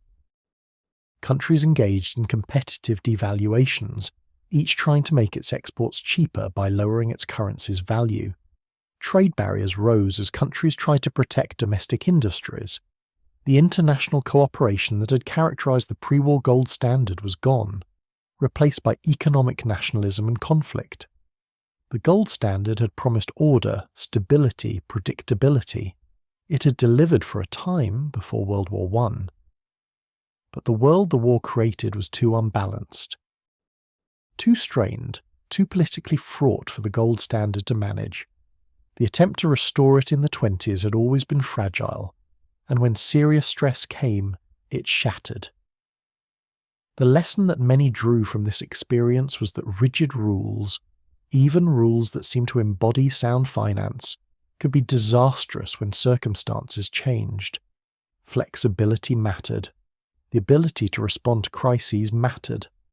Maintaining gold convertibility at the expense of employment and growth was a choice, not an inevitability, and it was often the wrong choice. But other people drew different lessons. Some saw the gold standard's collapse as a failure of will, a surrender to political pressure, abandonment of discipline that would lead to inflation and monetary chaos. This debate between those who thought the gold standard had failed and those who thought the world had failed the gold standard would echo for decades. For now, though, as the 1930s progressed toward World War, the immediate reality was clear. The gold standard was gone. Money was no longer backed by gold in any meaningful sense. Governments controlled currencies, managed their values, expanded or contracted money supplies based on policy goals rather than gold reserves. This was frightening to people who remembered the hyperinflations, who had been taught that gold was the foundation of sound money. But it was also liberating to governments trying to fight depression and prepare for war. Freed from gold's constraints, they could pursue policies that would have been impossible under the old system. The world had entered new territory. Money was becoming something different, something more abstract, something backed not by metal but by government authority and economic performance. Whether this would work, whether trust could be maintained without gold, remained to be seen. Rest with that uncertainty. The old certainty's gone. The new system not yet clear.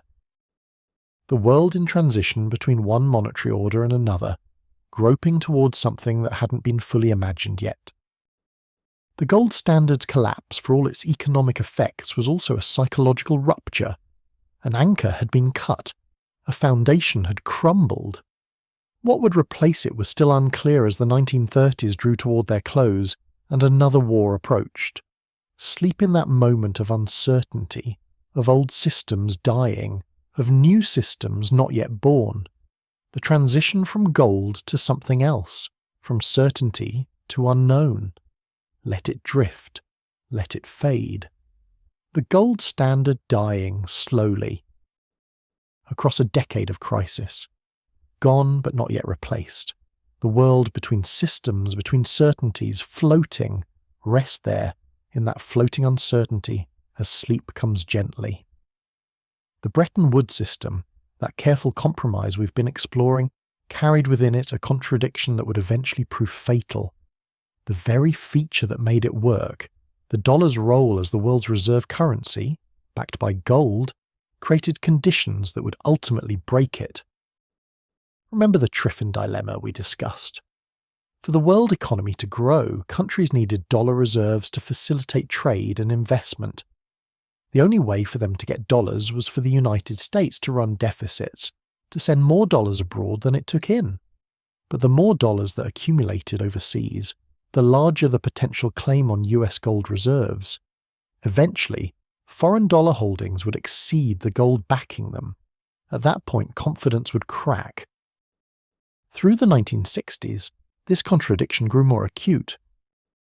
The US spent heavily on the Vietnam War and on President Johnson's Great Society programs, ambitious domestic initiatives to reduce poverty and expand social services. Government spending soared. Dollars flooded into the global economy. Foreign central banks accumulated dollars, and some began to worry. France, under President Charles de Gaulle, was particularly skeptical. De Gaulle resented American financial dominance and questioned whether the US could really maintain dollar convertibility to gold. France began converting its dollar reserves to gold, demanding actual metal from American vaults. Other countries watched nervously. If France was losing confidence in the dollar, should they convert their dollars too? By 1971, the situation was approaching crisis. The US held roughly $11 billion worth of gold at the official price of $35 per ounce. But foreign central banks and governments held over $60 billion. The arithmetic was simple and terrifying. If even a fraction of foreign dollar holders demanded gold, the US couldn't honour the conversion. The American economy was also struggling. Inflation was rising, prices increasing by roughly 5% per year, modest by later standards but uncomfortable for Americans accustomed to price stability. Unemployment was approaching 6%. The trade balance, positive for decades, had turned negative. For the first time in the 20th century, America was importing more than it exported. The pressures were converging from multiple directions. Maintaining the gold window, the commitment to exchange dollars for gold at $35 per ounce, required the US to run tight monetary policy, keep interest rates high, potentially worsen unemployment. But domestic politics demanded the opposite: easier money, lower interest rates, policies to boost employment and growth. President Richard Nixon, elected in 1968 and facing re-election in 1972, felt these pressures acutely. He wanted economic growth to improve his electoral prospects, but his economic advisers were divided about what to do. Some argued for maintaining gold convertibility whatever the cost, preserving American credibility in the international system. Others argued for abandoning gold, freeing American policy from external constraints. Through the summer of 1971, the situation deteriorated. In early August, a congressional report suggested the dollar might need to be devalued. Currency markets panicked. Foreign central banks demanded gold in unprecedented quantities. In the first week of August alone, roughly $4 billion worth of gold conversion requests flooded the US Treasury. Nixon convened a secret meeting at Camp David, the presidential retreat, on the weekend of August 13th through 15th. His economic team, Treasury Secretary John Connally, Federal Reserve Chairman Arthur Burns, Budget Director George Shultz, Economic Advisor Paul Volcker and others, gathered to make a decision. The question was no longer whether to act but what to do. The options were stark: continue defending the gold window and watch American gold reserves drain away, possibly triggering a full panic and financial crisis. Or close the gold window, break the commitment that had underpinned Bretton Woods since 1944, step into the unknown. Nixon, who was not an economist and admitted he didn't fully understand the technical arguments, listened to his advisers debate. John Connally argued forcefully for closing the gold window. He saw it as a matter of American sovereignty. Foreign governments shouldn't be able to dictate American economic policy by demanding gold. Arthur Burns worried about the international consequences the damage to American credibility, the chaos that might follow. Paul Volcker, who understood the system's mechanics as well as anyone, was deeply troubled but ultimately accepted that the gold window had to close. On Sunday evening, August 15th, 1971, Nixon addressed the nation on television. He announced what would become known as the Quote 22, a series of economic measures including wage and price controls, tax cuts, and import surcharges. But the most consequential announcement was this. The United States was temporarily suspending the convertibility of dollars to gold. Nixon framed this as protecting American workers from international currency speculators. He didn't present it as abandoning the gold standard or destroying Bretton Woods. It was temporary, he suggested, just until a new system of stable exchange rates could be negotiated. Most Americans watching at home probably didn't fully grasp the significance, but anyone involved in international finance understood immediately. The foundation of the post-war monetary order had just been removed. The word, quote 23 in Nixon's announcement was important. The suspension was presented as a short-term measure, a pause to allow for reorganization. But temporary can become permanent, and in this case it did. The gold window, once closed, would never reopen. The international reaction was mixed. Some countries, particularly those that had been accumulating unwanted dollars, felt relief. They no longer had to choose between accepting more dollars or demanding gold and potentially triggering a crisis. Other countries, particularly those that had accumulated large dollar reserves expecting them to be as good as gold, felt betrayed. The US had broken its promise, had unilaterally changed the rules of the system. The immediate market reaction was chaotic. Currency markets, which had operated under fixed exchange rates for decades, didn't know how to price currencies without gold as an anchor. Trading was suspended in many markets. When trading resumed, currencies fluctuated wildly. The dollar fell against most major currencies: the yen, the mark, the Swiss franc. This was the market's judgment. Without gold backing, the dollar was worth less than it had been. Over the following months, American and international officials negotiated to create a new system. The Smithsonian Agreement, reached in December 1971, attempted to restore fixed exchange rates without gold convertibility. The dollar was devalued against gold. The official price raised from $35 to $38 per ounce, though this was now largely symbolic since dollars couldn't actually be converted to gold. Other currencies were revalued against the dollar, appreciating to reflect their strength. The new exchange rates were supposed to be maintained with slightly wider bands of fluctuation than before. Nixon called the Smithsonian Agreement _quote _25 . This was characteristic Nixon hyperbole. The agreement looked impressive on paper, but it lacked a foundation. Without gold convertibility, what forced countries to maintain the agreed exchange rates? Only their own monetary policy decisions and willingness to cooperate. And as had become clear through the Bretton Woods era, countries facing domestic economic problems often prioritized those over international monetary commitments. The Smithsonian system lasted barely a year. Through 1972, pressures built. The dollar remained weak. Currency speculation increased.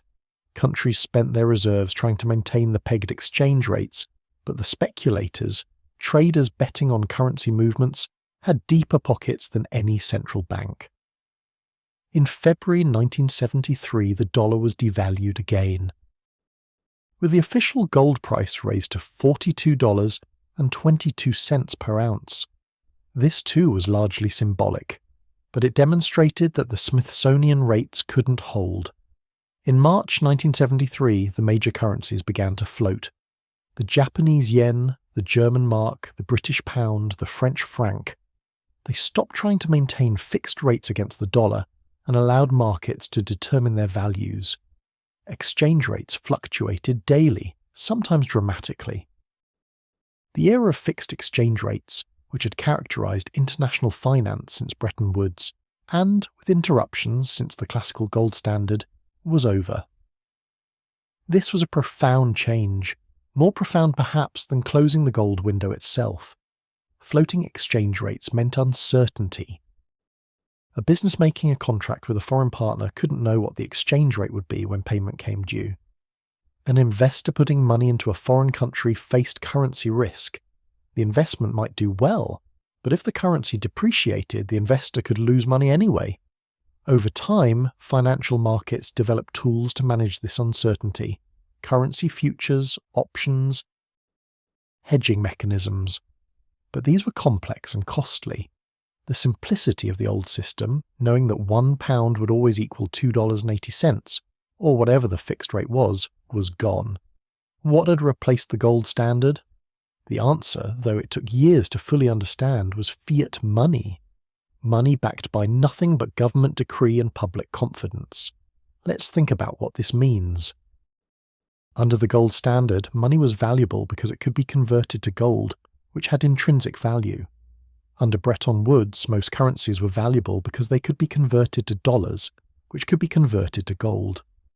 Under the new system, money was valuable because people agreed it was valuable, because governments said it was legal tender, because it was accepted for taxes, because everyone else accepted it.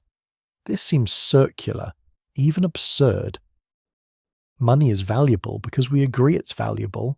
What kind of foundation is that? Where's the anchor? Where's the something real backing it? The answer is, there is no physical anchor. Fiat money is backed by the authority and credibility of the issuing government, by the strength of the economy that uses it, by legal requirements to accept it, by habit and network effects.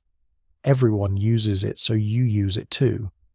But there's no gold, no silver, no commodity you can exchange it for. It's pure abstraction, pure social agreement. This seemed terrifying to many people, particularly those who remembered or had learned about the hyperinflations of the 20s, about what happened when governments untethered money from precious metal. Without gold as a constraint, what would prevent governments from printing unlimited amounts of money? What would prevent inflation from spiraling out of control? These fears weren't entirely unfounded. The 1970s would see significant inflation in most developed countries. The US experienced inflation averaging around 7% annually through the 70s, with peaks of over 13% in 1979 and 1980. Other countries experienced similar or worse.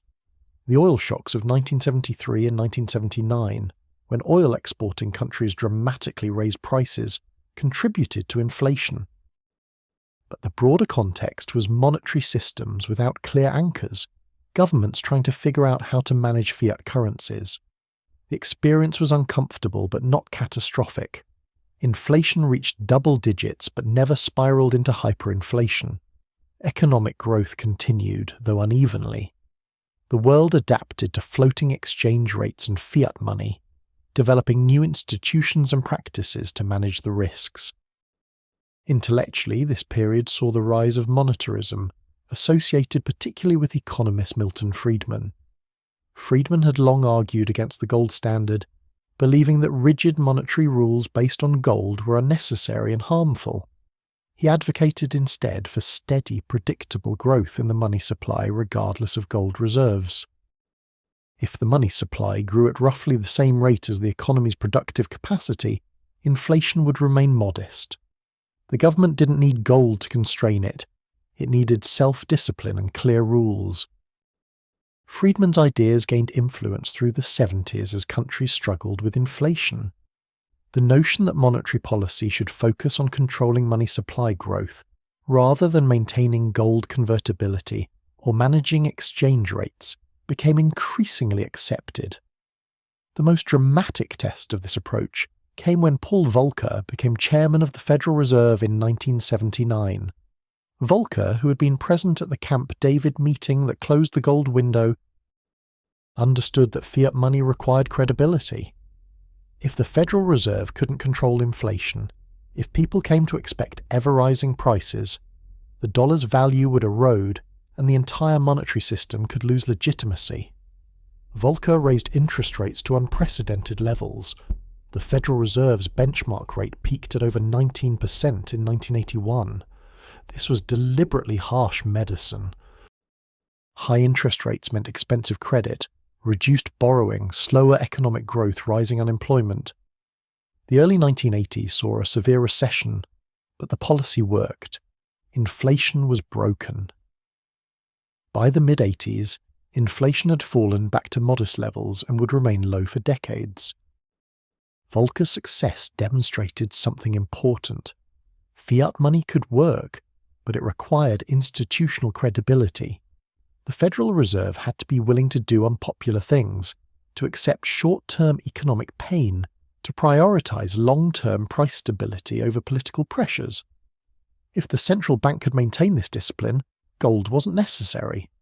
Other countries learned similar lessons, each in their own way. Germany's Bundesbank, haunted by memories of Weimar hyperinflation, maintained strict anti-inflation policies and earned credibility as a guardian of sound money. Japan, Britain, France, each developed their own approach to managing fiat currency. Each learned through trial and error how to maintain monetary stability without gold. By the late 1980s and 1990s, the transition was complete. A new generation of economists, central bankers, and financial professionals had come of age in the fiat money era. They'd never worked under a gold standard. To them, flexible exchange rates and fiat currency were normal, and the gold standard was historical curiosity. The debate shifted from whether fiat money could work, clearly it could, to how best to manage it. Should central banks target inflation rates? Should they also consider unemployment and growth? How independent should central banks be from political control? How transparent should their decision-making be? These were the new questions, replacing the old debates about gold convertibility.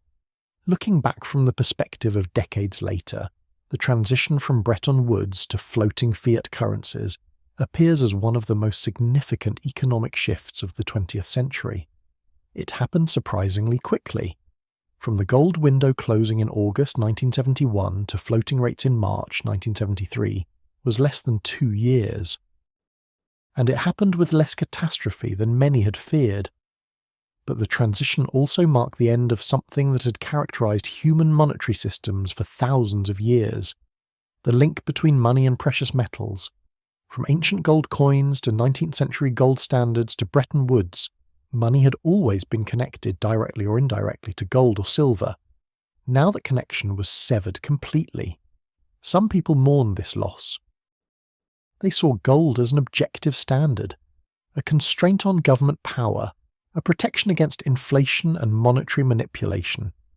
Without gold, they argued, governments would inevitably abuse their monetary authority, printing money to fund spending, inflating away debts, destroying savers' wealth.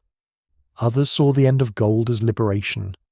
Gold was an arbitrary constraint, they argued, a barbarous relic, to quote Keynes's famous phrase. Fiat money allowed governments to respond to economic conditions flexibly, to fight recessions and depressions with monetary expansion, to prioritize employment and growth instead of preserving a fixed link to metal. Both perspectives had merit. The gold standard had indeed imposed discipline, but often at terrible human cost, as the Great Depression had shown. Fiat money indeed provided flexibility, but required institutional strength and credibility to prevent abuse. The reality was that August 1971 marked a moment when humanity crossed a threshold. For millennia, money had been things: cattle, shells, metal, objects with inherent value or at least physical presence. Paper money had been claims on things. Now money became pure abstraction. Numbers in ledgers, electronic entries, social agreements maintained by law and institution and habit. This abstraction would continue and accelerate. Credit cards, introduced earlier but spreading widely in the 70s and 80s, made money even less tangible. Electronic banking, ATMs, wire transfers.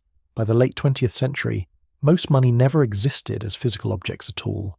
It was just information, bits and bytes, entries in databases, and yet it worked. People accepted dollars, yen, pounds, marks, not because they could convert them to gold, but because they trusted the institutions behind them and knew others would accept them too. The monetary system rested on confidence, on shared belief, on nothing more solid than human agreement. This might seem fragile, and in some ways it is. Confidence can evaporate, institutions can fail, governments can abuse their monetary authority. The history of fiat currencies includes catastrophic failures alongside successes. But for the major developed economies, from the 1970s onward, fiat money has generally worked. Inflation has been mostly modest. Financial systems have been mostly stable. International trade has flourished despite, or perhaps because of, floating exchange rates. The world that Nixon created, inadvertently perhaps, when he closed the gold window that Sunday evening in August 1971, was a world of pure fiat money, of floating exchange rates, of monetary policy focused on domestic goals rather than external commitments. It was a world that would have seemed alien to a 19th century banker or even to a Bretton Woods-era economist. But it became our world, the world we still inhabit, money backed by nothing but trust. Trust in governments, in central banks, in the stability and prosperity of economies, in the legal framework that makes money acceptable. It works as long as the trust holds. Rest with that thought. Money is pure agreement, pure social construction, backed by nothing tangible. It seems like it shouldn't work, and yet it does. The final severing of money's link to gold, the step into pure abstraction, the moment when we learn to trust promises without metal backing them. Sleep in this understanding. The gold window closed, the last thread cut, money floating free from ancient anchors, drifting on currents of confidence and institution and law.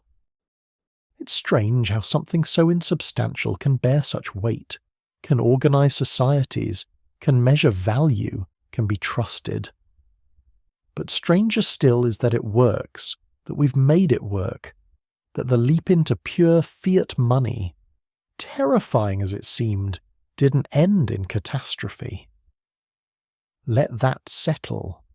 The world after gold, our world, money as pure social technology, as sophisticated as our societies, as stable as our institutions, as trustworthy as our collective commitment to make it so.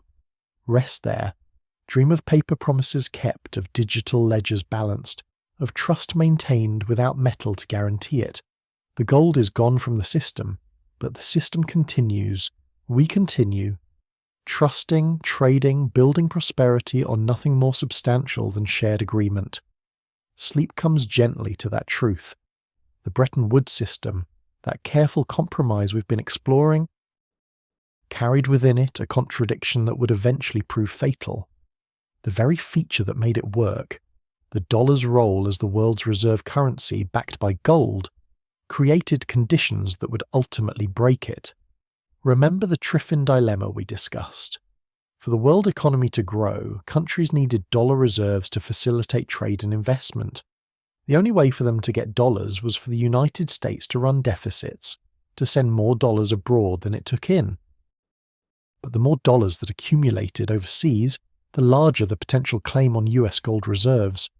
Eventually, foreign dollar holdings would exceed the gold backing them. At that point, confidence would crack. Through the 1960s, this contradiction grew more acute. The US spent heavily on the Vietnam War and on President Johnson's Great Society programs, ambitious domestic initiatives to reduce poverty and expand social services. Government spending soared. Dollars flooded into the global economy. Foreign central banks accumulated dollars, and some began to worry. France, under President Charles de Gaulle, was particularly skeptical. De Gaulle resented American financial dominance and questioned whether the US could really maintain dollar convertibility to gold.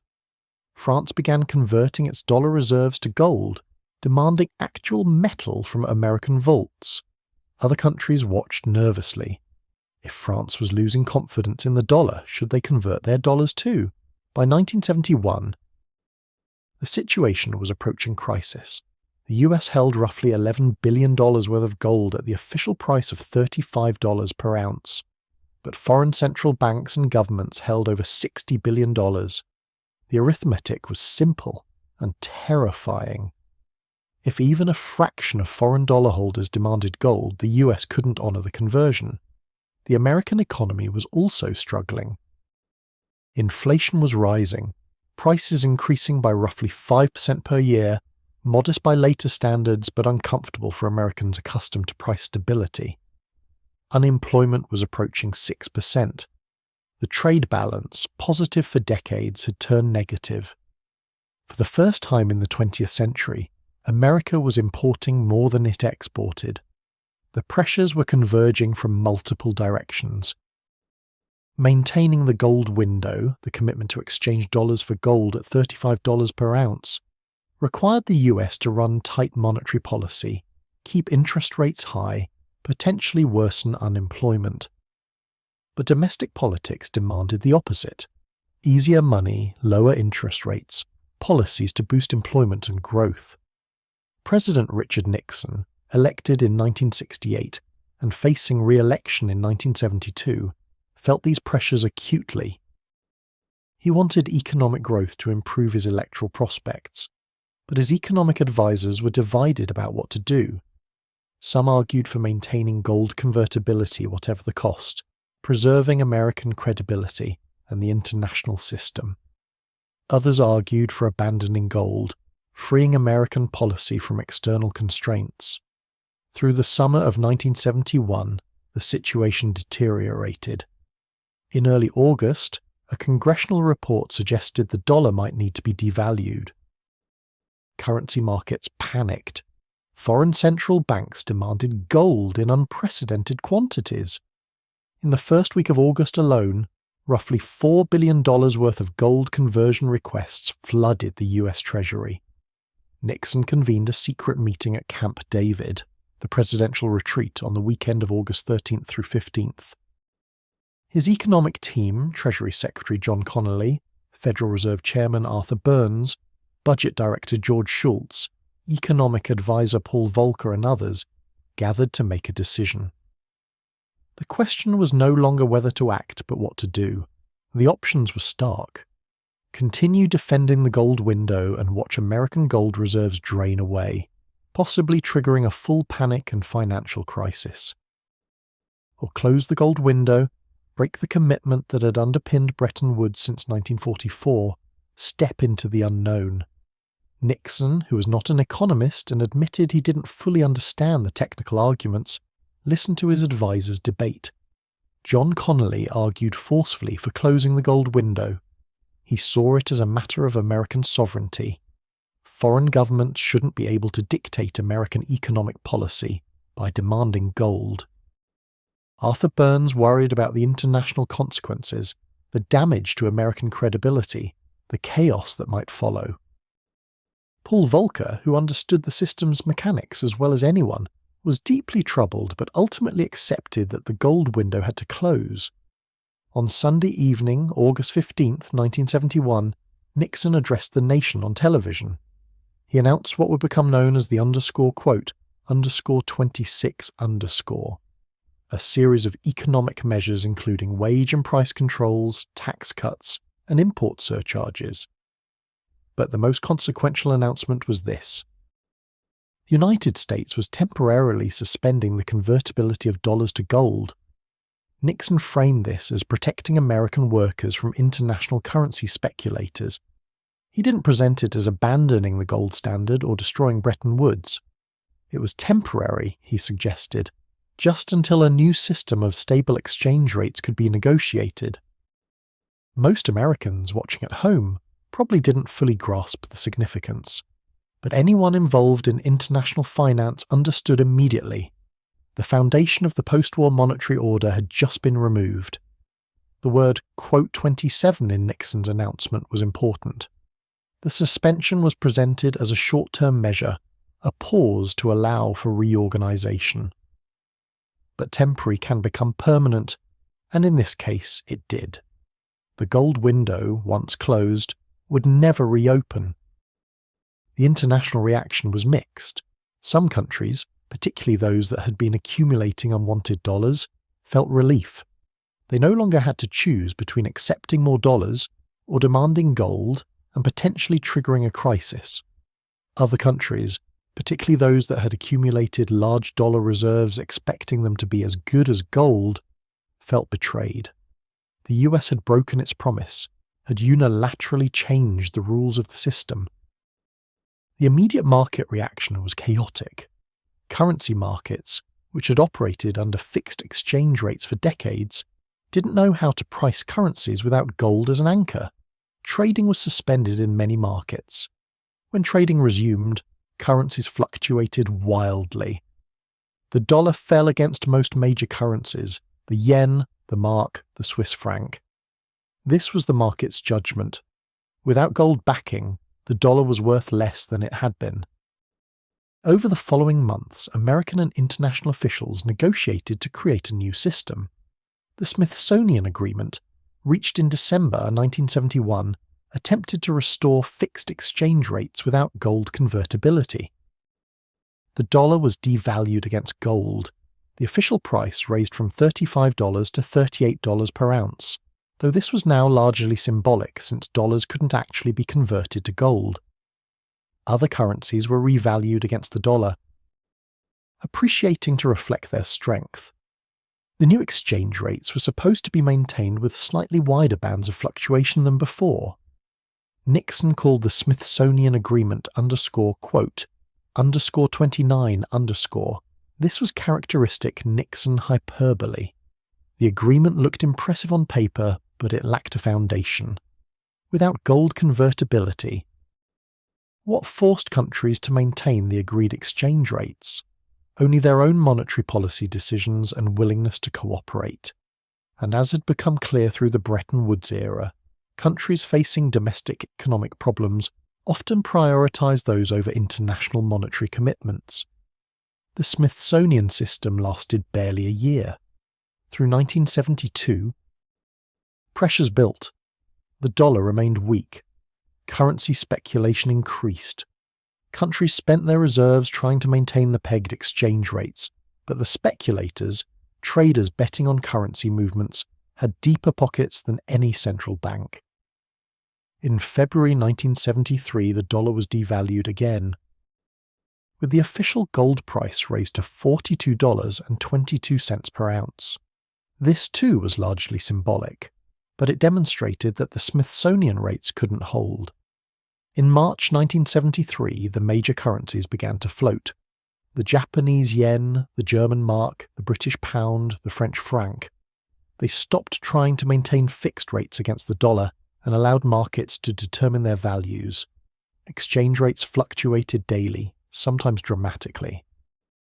The era of fixed exchange rates, which had characterized international finance since Bretton Woods, and, with interruptions, since the classical gold standard, was over. This was a profound change, more profound perhaps than closing the gold window itself. Floating exchange rates meant uncertainty. A business making a contract with a foreign partner couldn't know what the exchange rate would be when payment came due. An investor putting money into a foreign country faced currency risk. The investment might do well, but if the currency depreciated, the investor could lose money anyway. Over time, financial markets developed tools to manage this uncertainty: currency futures, options, hedging mechanisms. But these were complex and costly. The simplicity of the old system, knowing that £1 would always equal $2.80, or whatever the fixed rate was gone. What had replaced the gold standard? The answer, though it took years to fully understand, was fiat money. Money backed by nothing but government decree and public confidence. Let's think about what this means. Under the gold standard, money was valuable because it could be converted to gold, which had intrinsic value. Under Bretton Woods, most currencies were valuable because they could be converted to dollars, which could be converted to gold. Under the new system, money was valuable because people agreed it was valuable, because government said it was legal tender, because it was accepted for taxes, because everyone else accepted it. This seemed circular, even absurd, Money is valuable because we agree it's valuable. What kind of foundation is that? Where's the anchor? Where's the something real backing it? The answer is, there is no physical anchor. Fiat money is backed by the authority and credibility of the issuing government, by the strength of the economy that uses it, by legal requirements to accept it, by habit and network effects. Everyone uses it, so you use it too. But there's no gold, no silver, no commodity you can exchange it for. It's pure abstraction, pure social agreement. This seemed terrifying to many people, particularly those who remembered or had learned about the hyperinflations of the 20s, about what happened when governments untethered money from precious metal. Without gold as a constraint, what would prevent governments from printing unlimited amounts of money? What would prevent inflation from spiraling out of control? These fears weren't entirely unfounded. The 1970s would see significant inflation in most developed countries.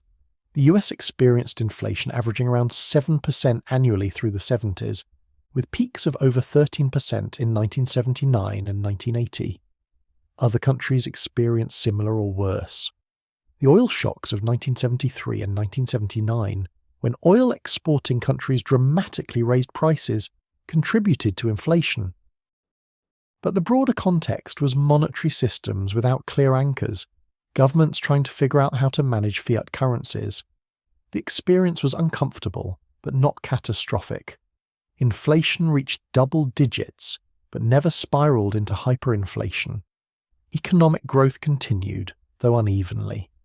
The world adapted to floating exchange rates and fiat money, developing new institutions and practices to manage the risks. Intellectually, this period saw the rise of monetarism, associated particularly with economist Milton Friedman. Friedman had long argued against the gold standard, believing that rigid monetary rules based on gold were unnecessary and harmful. He advocated instead for steady, predictable growth in the money supply regardless of gold reserves. If the money supply grew at roughly the same rate as the economy's productive capacity, inflation would remain modest. The government didn't need gold to constrain it. It needed self-discipline and clear rules. Friedman's ideas gained influence through the 70s as countries struggled with inflation. The notion that monetary policy should focus on controlling money supply growth, rather than maintaining gold convertibility or managing exchange rates, became increasingly accepted. The most dramatic test of this approach came when Paul Volcker became chairman of the Federal Reserve in 1979. Volcker, who had been present at the Camp David meeting that closed the gold window, understood that fiat money required credibility. If the Federal Reserve couldn't control inflation, if people came to expect ever-rising prices, the dollar's value would erode and the entire monetary system could lose legitimacy.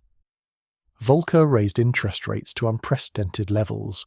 The Federal Reserve's benchmark rate peaked at over 19% in 1981. This was deliberately harsh medicine. High interest rates meant expensive credit, reduced borrowing, slower economic growth, rising unemployment. The early 1980s saw a severe recession, but the policy worked. Inflation was broken. By the mid-80s, inflation had fallen back to modest levels and would remain low for decades. Volcker's success demonstrated something important. Fiat money could work, but it required institutional credibility. The Federal Reserve had to be willing to do unpopular things, to accept short-term economic pain, to prioritize long-term price stability over political pressures. If the central bank could maintain this discipline, gold wasn't necessary. Other countries learned similar lessons, each in their own way. Germany's Bundesbank, haunted by memories of Weimar hyperinflation, maintained strict anti-inflation policies and earned credibility as a guardian of sound money. Japan, Britain, France, each developed their own approach to managing fiat currency. Each learned through trial and error how to maintain monetary stability without gold. By the late 1980s and 1990s, the transition was complete. A new generation of economists, central bankers, and financial professionals had come of age in the fiat money era. They'd never worked under a gold standard. To them, flexible exchange rates and fiat currency were normal, and the gold standard was historical curiosity. The debate shifted from whether fiat money could work, clearly it could, to how best to manage it. Should central banks target inflation rates? Should they also consider unemployment and growth? How independent should central banks be from political control? How transparent should their decision-making be?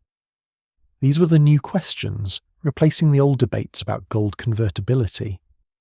Looking back from the perspective of decades later, the transition from Bretton Woods to floating fiat currencies appears as one of the most significant economic shifts of the 20th century. It happened surprisingly quickly. From the gold window closing in August 1971 to floating rates in March 1973 was less than 2 years. And it happened with less catastrophe than many had feared. But the transition also marked the end of something that had characterized human monetary systems for thousands of years, the link between money and precious metals. From ancient gold coins to 19th century gold standards to Bretton Woods, money had always been connected, directly or indirectly, to gold or silver. Now that connection was severed completely. Some people mourned this loss. They saw gold as an objective standard, a constraint on government power, a protection against inflation and monetary manipulation. Without gold, they argued, governments would inevitably abuse their monetary authority, printing money to fund spending, inflating away debts, destroying savers' wealth. Others saw the end of gold as liberation. Gold was an arbitrary constraint, they argued, a barbarous relic, to quote Keynes's famous phrase. Fiat money allowed governments to respond to economic conditions flexibly, to fight recessions and depressions with monetary expansion, to prioritize employment and growth instead of preserving a fixed link to metal. Both perspectives had merit. The gold standard had indeed imposed discipline, but often at terrible human cost, as the Great Depression had shown. Fiat money indeed provided flexibility, but required institutional strength and credibility to prevent abuse. The reality was that August 1971 marked a moment when humanity crossed a threshold. For millennia, money had been things, cattle, shells, metal, objects with inherent value or at least physical presence. Paper money had been claims on things. Now money became pure abstraction, numbers in ledgers, electronic entries, social agreements maintained by law and institution and habit. This abstraction would continue and accelerate. Credit cards, introduced earlier but spreading widely in the 70s and 80s, made money even less tangible. Electronic banking, ATMs, wire transfers, by the late 20th century, most money never existed as physical objects at all. It was just information, bits and bytes, entries in databases, and yet it worked. People accepted dollars, yen, pounds, and marks, not because they could convert them to gold, but because they trusted the institutions behind them and knew others would accept them too. The monetary system rested on confidence, on shared belief, on nothing more solid than human agreement. This might seem fragile, and in some ways it is. Confidence can evaporate. Institutions can fail. Governments can abuse their monetary authority. The history of fiat currencies includes catastrophic failures alongside successes. But for the major developed economies, from the 1970s onward, fiat money has generally worked. Inflation has been mostly modest. Financial systems have been mostly stable. International trade has flourished despite, or perhaps because of, floating exchange rates. The world that Nixon created, inadvertently perhaps, when he closed the gold window that Sunday evening in August 1971, was a world of pure fiat money, of floating exchange rates, of monetary policy focused on domestic goals rather than external commitments. It was a world that would have seemed alien to a 19th century banker, or even to a Bretton Woods-era economist. But it became our world, the world we still inhabit, money backed by nothing but trust. Trust in governments, in central banks, in the stability and prosperity of economies, In the legal framework that makes money acceptable, it works as long as the trust holds. Rest with that thought. Money is pure agreement, pure social construction, backed by nothing tangible. It seems like it shouldn't work, and yet it does. The final severing of money's link to gold, the step into pure abstraction, the moment when we learn to trust promises without metal backing them. Sleep in this understanding. The gold window closed, the last thread cut, money floating free from ancient anchors, drifting on currents of confidence in institution and law. It's strange how something so insubstantial can bear such weight, can organize societies, can measure value, can be trusted. But stranger still is that it works, that we've made it work, that the leap into pure fiat money, terrifying as it seemed, didn't end in catastrophe. Let that settle. The world after gold, our world, money as pure social technology, as sophisticated as our societies, as stable as our institutions, as trustworthy as our collective commitment to make it so. Rest there. Dream of paper promises kept, of digital ledgers balanced, of trust maintained without metal to guarantee it. The gold is gone from the system, but the system continues. We continue. Trusting, trading, building prosperity on nothing more substantial than shared agreement. Sleep comes gently to that truth. So we've arrived at our own time, at the world we live in now, where money exists untethered from gold, where currencies float against each other, where central banks manage monetary systems through policy rather than metal. Let's explore how this has worked, what it's accomplished, and where it's struggled. The transition to pure fiat money, frightening as it seemed in the 1970s, has produced some remarkable successes. The global economy has grown enormously since Nixon closed the gold window. World GDP in 1971 was roughly $3 trillion. By 2020, it had grown to over $80 trillion, more than 20-fold growth in real terms. Adjusting for inflation, this growth wasn't caused by abandoning gold, but the flexible monetary systems that fiat money allowed certainly facilitated it. International trade expanded dramatically. In 1970, global trade was roughly $600 billion annually. By 2020, it exceeded $20 trillion. Yes, the uncertainty of floating exchange rates added complexity. Businesses had to manage currency risk in ways they hadn't before, but this proved manageable. Financial markets developed sophisticated tools, forward contracts, currency swaps, options that allowed businesses to hedge exchange rate risk, and the flexibility of floating rates helped economies adjust to changing conditions without the rigid constraints the gold standard imposed. One of the most significant achievements has been the absence of deflation in major economies. Deflation, sustained falling prices, was a recurring problem under gold standards, particularly during depressions. Under fiat money systems, central banks have been able to prevent deflation through monetary expansion. When the 2008 financial crisis threatened to plunge the world into another depression, central banks could respond aggressively in ways that would have been impossible under gold. The crisis was severe, but it didn't produce the multi-year deflation and economic contraction of the 1930s. Central banking itself evolved dramatically in the fiat money era. Banks had to figure out how to manage currencies without gold as an anchor. The answer they converged on gradually through the 1980s and 90s was inflation targeting. The idea is straightforward. Instead of promising to maintain gold convertibility, central banks promise to keep inflation around a specific target, usually around 2% annually. This target is low enough that prices remain relatively stable over time, but high enough to provide some flexibility and avoid deflation. The central bank adjusts interest rates to keep inflation near this target, raising rates if inflation rises above target, lowering rates if it falls below. New Zealand pioneered formal inflation targeting in 1990. Other countries followed: Canada, the United Kingdom, Sweden, Australia.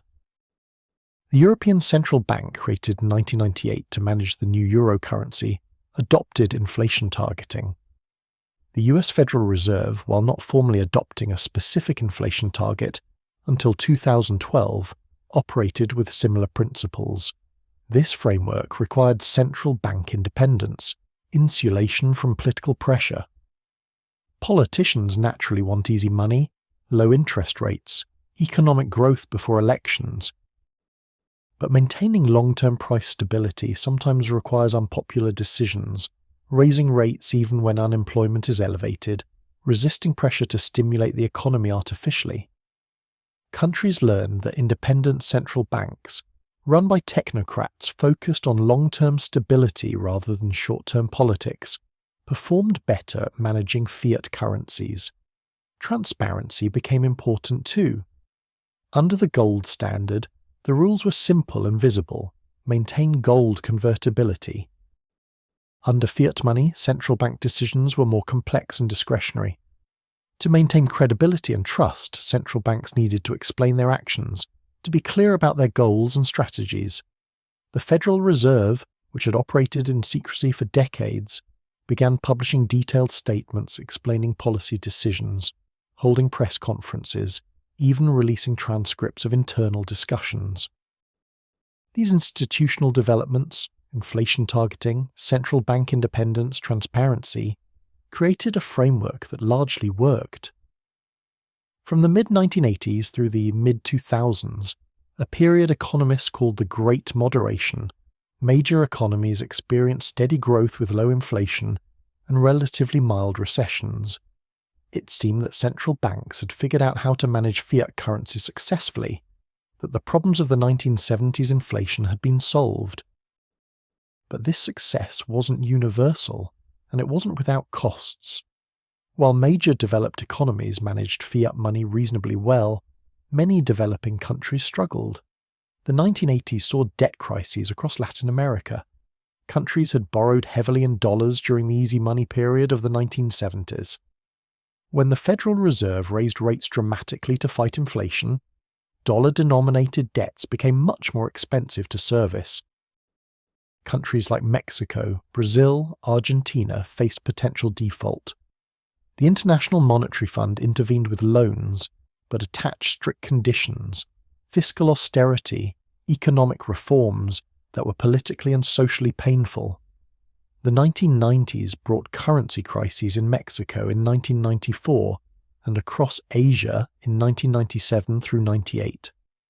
The Asian financial crisis was particularly devastating.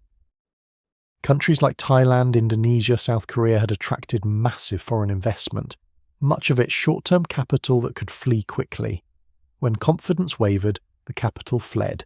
Currencies collapsed, stock markets crashed, banks failed. The IMF again intervened with loans and harsh conditions. Millions of people saw their savings destroyed, their jobs lost, their futures uncertain. These crises revealed vulnerabilities in the fiat money system. Without the discipline of gold convertibility, governments and banks sometimes took on too much debt, expanded credit too rapidly, created bubbles that eventually burst. And in a world of free-flowing capital and floating exchange rates, financial contagion could spread rapidly from one country to another. The 2008 financial crisis tested the fiat money system more severely than anything since the Great Depression. The crisis began with American housing markets. Prices had risen to unsustainable levels. Mortgages had been given to borrowers who couldn't repay them. These mortgages had been packaged into complex securities sold around the world. When housing prices fell, the securities became worthless. Banks holding them faced insolvency. The entire global financial system teetered on the edge of collapse. Central banks responded with unprecedented actions. The Federal Reserve, the European Central Bank, the Bank of England, the Bank of Japan, they all cut interest rates essentially to zero. When that wasn't enough, they pursued quantitative easing, creating new money electronically to buy government bonds and other assets, injecting trillions of dollars into the financial system. This would have been unthinkable under a gold standard. The amount of money created during and after the 2008 crisis dwarfed anything that could have been backed by gold reserves. The Federal Reserve's balance sheet, the value of assets it held, grew from less than $1 trillion before the crisis to over $4 trillion by 2014. This represented an enormous expansion of the money supply, money created essentially out of nothing, backed by nothing but the Federal Reserve's credibility. And yet, the feared consequence, massive inflation, didn't materialize. Inflation remained low through the 2010s. This surprised many economists and validated others. Apparently, the relationship between money supply and inflation was more complex than simple theories suggested. Creating money didn't automatically cause inflation if the money wasn't being spent. If it was being held by banks as reserves, or being saved rather than circulating through the economy. The 2008 crisis response demonstrated both the power and the risks of fiat money. Central banks had flexibility that saved the financial system from complete collapse. But they also created moral hazard. If banks knew they'd be bailed out, would they take excessive risks? They expanded their balance sheets to unprecedented sizes. How and when would they unwind these positions? They kept interest rates near zero for years. What were the long-term consequences of essentially free money? These questions remain contested. But one thing the crisis demonstrated clearly: returning to a gold standard was not a serious option. When crisis hit, central banks needed the flexibility to create money, to act as lenders of last resort, to support financial systems and economies. Gold's discipline, which seemed admirable in calm times, would have been catastrophic during crisis. And yet the crisis and the central bank responses to it sparked renewed interest in alternatives to government-managed fiat money. In 2009, in the wake of the financial crisis, someone using the pseudonym Satoshi Nakamoto published a paper describing Bitcoin, a digital currency operating without any central authority. Bitcoin was designed as, quote, 32, a currency with a fixed supply limit, 21 million bitcoins maximum, enforced by mathematics and computer code rather than by any institution. No government could print more bitcoins. No central bank could inflate away their value. Bitcoin supporters saw it as a return to sound money principles, a way to escape the inevitable inflation and debasement they believed fiat currencies would suffer. Bitcoin captured something important: distrust of central banks and government monetary management. This distrust had deep roots. People who had lived through the 1970s inflation, who had watched central banks create trillions of dollars during the 2008 crisis, who worried about government debt and future inflation. These people were attracted to the idea of money beyond government control. The reality of Bitcoin, and the thousands of cryptocurrencies that followed, is more complex than the idealistic vision. Bitcoin's price has been extraordinarily volatile, swinging from hundreds of dollars to tens of thousands of dollars and back, making it poorly suited as actual currency for everyday transactions. Its fixed supply creates deflationary pressures. Why spend Bitcoin today if it might be worth more tomorrow? The energy consumption required to mine Bitcoin and maintain its network is enormous. And for all the rhetoric about escaping government control, Bitcoin and cryptocurrencies exist within legal frameworks that governments can and do regulate. But cryptocurrencies represent something conceptually interesting, an attempt to recreate some features of commodity money: scarcity, fixed supply, difficulty of creation, using technology instead of gold.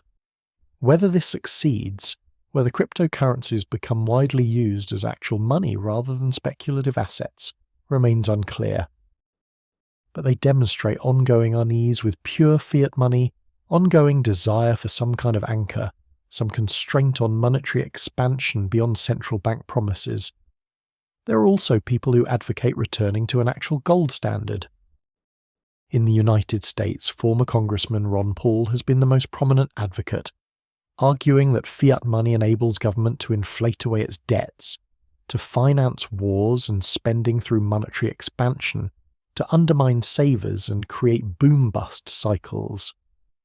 Paul and others in the End the Fed movement see the gold standard as a way to limit government power, to restore sound money, to protect individual liberty. These arguments have some appeal, particularly to those skeptical of government in general, but mainstream economists across the political spectrum overwhelmingly reject returning to gold. They point to the Great Depression as evidence that the gold standard's rigidity can be catastrophic during crises. They note that the period of greatest American economic growth and prosperity, the post-World War II decades, occurred under fiat money, not gold. They argue that the flexibility to respond to changing economic conditions is valuable, that the discipline of gold comes at too high a cost in unemployment and instability. The debate touches on fundamental questions about what money should be, what it's for, how it should be managed. Should money be a rigid rule, protected from political manipulation, or should it be a tool, flexible and responsive to economic needs? Should we trust mathematical limits or institutional judgment? There's no purely objective answer. Different people weigh the trade-offs differently based on their values, their experiences, their trust or distrust of institutions versus trust or distrust of rigid rules. An interesting case study in these trade-offs is the European Monetary Union, the euro.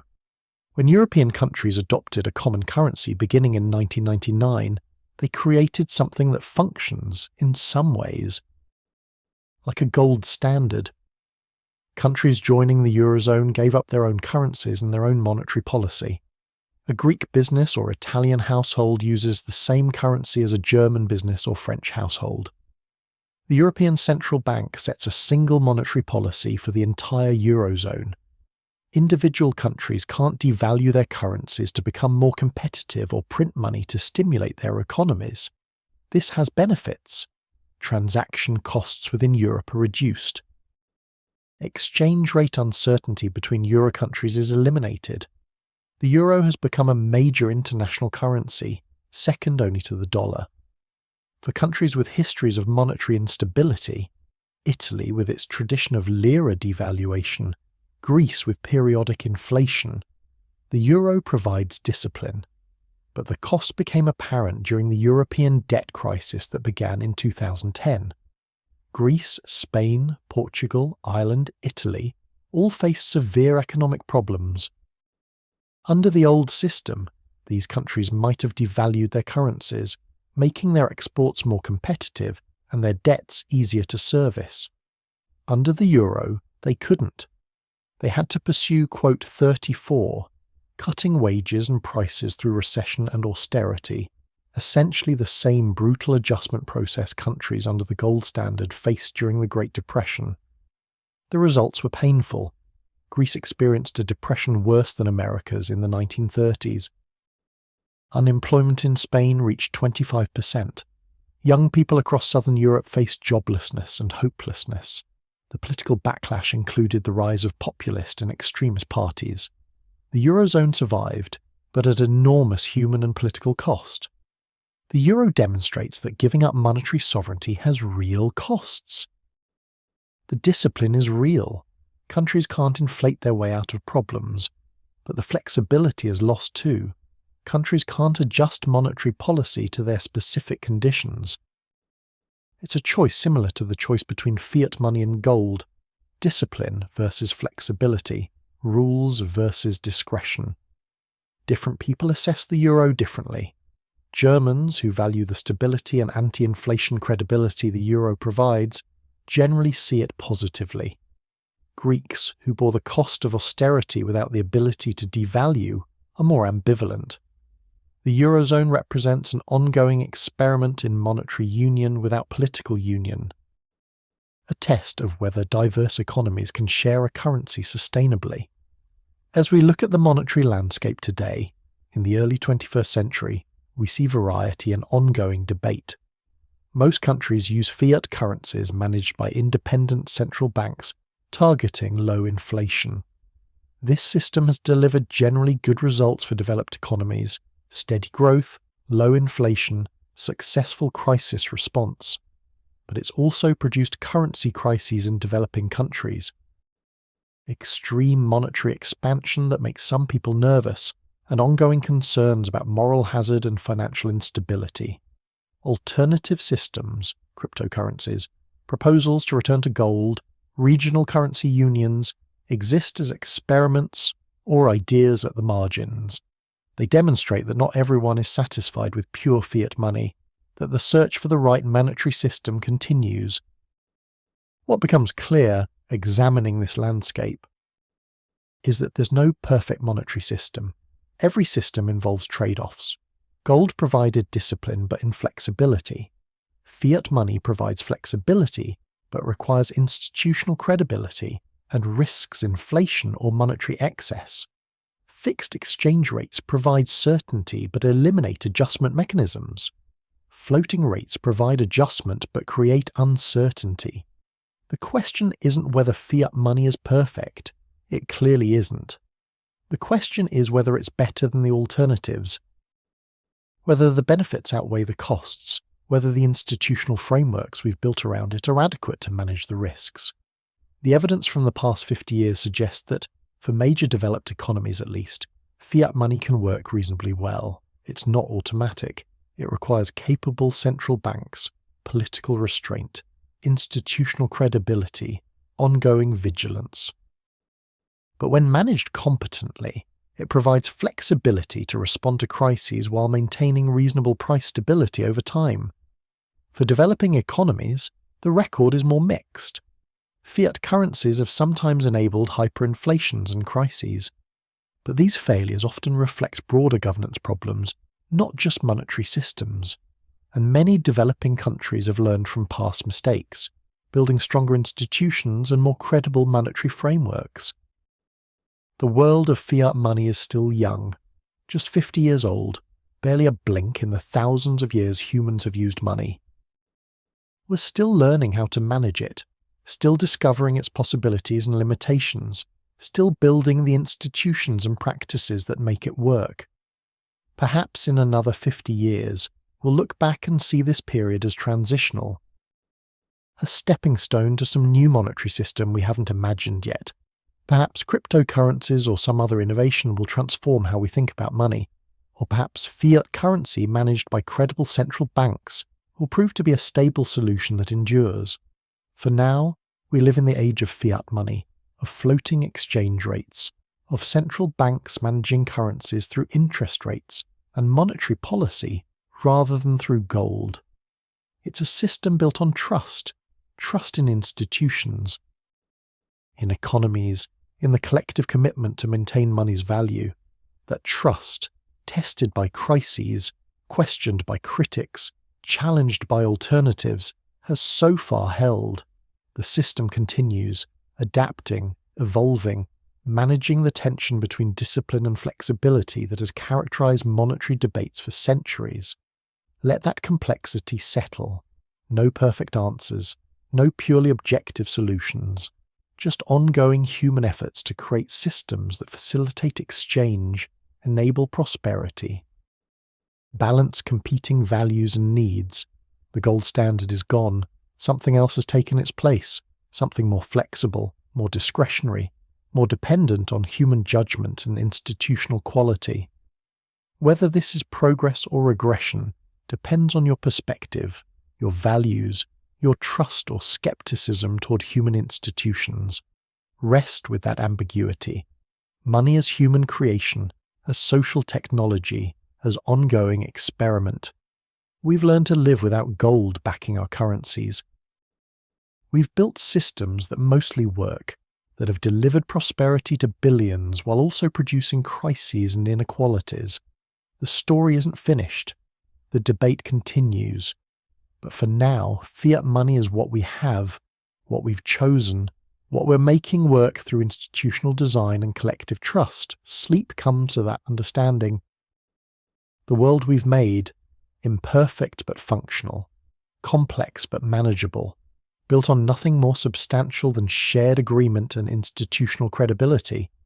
Dream of currencies floating, of central banks managing, of trust maintained through competence and credibility rather than through metal in vaults. The gold is gone. We continue without it. That, perhaps, is the most remarkable thing of all. And so, we've travelled together through thousands of years.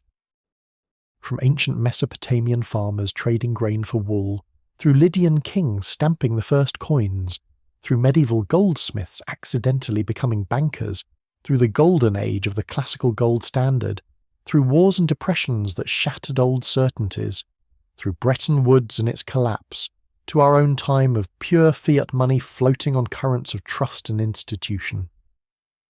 The journey reveals something fundamental. Money has always been about trust. The form of that trust has changed. Trust in gold's scarcity and beauty, trust in kings' stamps on coins, trust in banks' promises to convert paper to metal, trust in government's commitment to maintain value, trust in central banks' competence and independence. But underneath all the technical mechanisms and historical transformations, money works because we agree it works, because we trust each other to honour it. Gold provided one answer to the trust problem.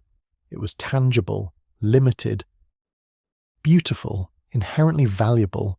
You could hold it, feel its weight, see it gleam. That physical reality made trust easier. Even if governments collapsed, even if promises failed, the gold remained gold. Modern fiat money provides a different answer.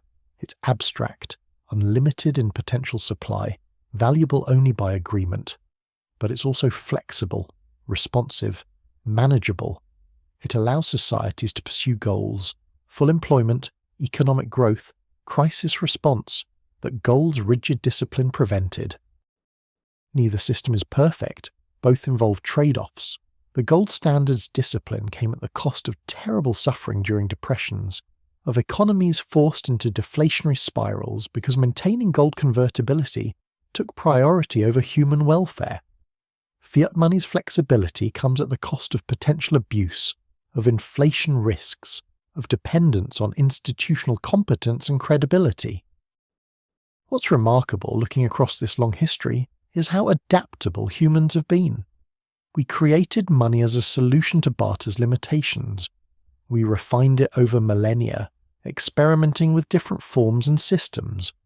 When one system failed, we eventually built another. The transitions were often painful, filled with crisis and suffering. But we learned, slowly, what worked and what didn't. The shift from gold to fiat money represents the most recent of these transitions. We're still in it, really. 50 years without gold is not very long in the span of monetary history. We're still learning how to manage purely fiat currencies, still building the institutions and practices that make them work, still discovering their possibilities and limits. The story continues. Perhaps future generations will look back at our fiat money system the way we look back at the gold standard, as something that worked for a time but eventually gave way to something different, something we can't quite imagine yet. Perhaps cryptocurrencies or some other innovation will transform money again, or perhaps the framework we've built, independent central banks managing fiat currencies with inflation targets, will prove stable and enduring. We don't know. We're living in history, not observing it from some future vantage point. The monetary system we have is the one we're making day by day, through countless decisions by central bankers and governments and businesses and individuals, all trusting that money will hold its value, all accepting it in exchange, all perpetuating the shared agreement that makes money work. That shared agreement, that collective trust, is more fragile than gold but also more powerful. It's fragile because it can break, because confidence can evaporate, because promises can be betrayed. But it's powerful because it's flexible, because it can adapt to changing circumstances, because it's a human creation that humans can modify and improve. Money, in the end, is us. It's our creation, our tool, our social technology for enabling cooperation and exchange. It works as well as we make it work, as well as our institutions function, as well as we maintain trust in each other and in the systems we've built. So rest now, having travelled this long road through monetary history. Rest knowing that money, for all its apparent mystery and complexity, is simply human beings agreeing to trust each other, agreeing on what holds value, agreeing to honour promises and maintain systems that let us trade and prosper together. The gold is gone from our money, but we've replaced it with something perhaps more sophisticated, perhaps more suited to complex modern economies, perhaps more reflective of what money always was underneath the metal. A social agreement, a collective trust, a shared belief that this thing we call money will be accepted, will hold value. We'll continue to work. Take a slow breath now. Let your body settle deeper into comfort. Your shoulders can drop. Your jaw can unclench. The story has reached its natural resting place, though like all living histories, it continues beyond where we've paused. If you drifted off during our journey, if you missed the hyperinflation in Weimar Germany, or the Bretton Woods negotiations, or the Nixon shock, that's perfectly fine. That's what this was for. These stories exist to accompany you into sleep, to give your mind something gentle to contemplate as consciousness fades. And if you're still awake, still listening, that's fine too. Let these final words carry you gently toward rest. We began by asking why we trust money, why a piece of paper or a number on a screen has value. The answer, we've discovered, is both simple and profound. We trust money because we trust each other, because we've built systems and institutions worthy of trust, because we collectively agree that money works, and that agreement, renewed every day in millions of transactions, makes it so. Gold was never really the answer. It was a tool, a mechanism for creating trust. And when we learned to create trust through other means, through institutions, through law, through shared commitment to maintaining value, we found we could do without gold. This doesn't mean the future is certain or that fiat money will last forever. It means we've learnt that money is adaptable, that it evolves with our societies, that we can choose and change the systems we use. That's a kind of freedom, but also a responsibility. We have to maintain the institutions that make fiat money work. We have to protect central bank independence. We have to resist political pressures to abuse monetary policy. We have to keep learning, keep adapting, keep building trust. These are tasks for the waking world. For now, let them go. Let the whole complex history of money drift away. Let yourself sink into the comfort of your bed, into the gentle dark, into sleep. Thank you for spending this time with me, for travelling through millennia of monetary history, for contemplating these questions about value and trust and human cooperation. I hope you found something valuable in this journey, whether you heard every word or drifted in and out, whether you're fascinated by finance or simply needed a calm voice to ease you toward rest. Wherever you are in the world right now, whatever time zone, whatever country, with whatever currency, know that you're part of this ongoing story. Every time you accept money in exchange, you're participating in this collective trust, this social agreement that's evolved over thousands of years, and that's remarkable. That strangers can exchange value peacefully, that societies can organise complex economies, that we can trust pieces of paper and electronic entries to hold value, all because we've agreed to trust them, all because we've built systems that mostly work, all because money is ultimately about human cooperation. Sleep well with that thought. Dream of ancient gold coins if you like, or dream of modern central banks, or dream of something we haven't invented yet. Dream of trust maintained, of promises kept, of systems that work because we make them work. The story of money continues tomorrow, but for tonight, let it rest. Let yourself rest. Good night. And so we've journeyed together from ancient certainties to modern abstractions, from the weight of gold in the hand to numbers floating on screens, from something we could touch to something we simply trust. What a long, strange, beautiful journey it's been. You've witnessed empires rise and fall, watched systems break and rebuild, seen humanity grapple with this fundamental question. What makes something valuable? And the answer, always, has been trust. Trust in metal, trust in promises, trust in institutions, trust in each other. You're part of this story, you know. Every time you accept payment, make a purchase, trust that money will hold its value. You're continuing something that began thousands of years ago, something that will continue long after we're gone. You're participating in humanity's great experiment in cooperation, in the miraculous fact that strangers can exchange value peacefully, because we've all agreed to honor these symbols we call money. Let that thought comfort you. You're connected to something ancient and ongoing, something larger than yourself but built from millions of individual acts of trust, including yours. Let your breathing slow now, deep and easy. Your body knows how to rest. Your mind can release these stories, these questions, these thoughts about gold and paper and trust. Everything is as it should be. The systems continue. The trust holds. Tomorrow will come with its own concerns. But tonight, let it all drift away. Let go. Sleep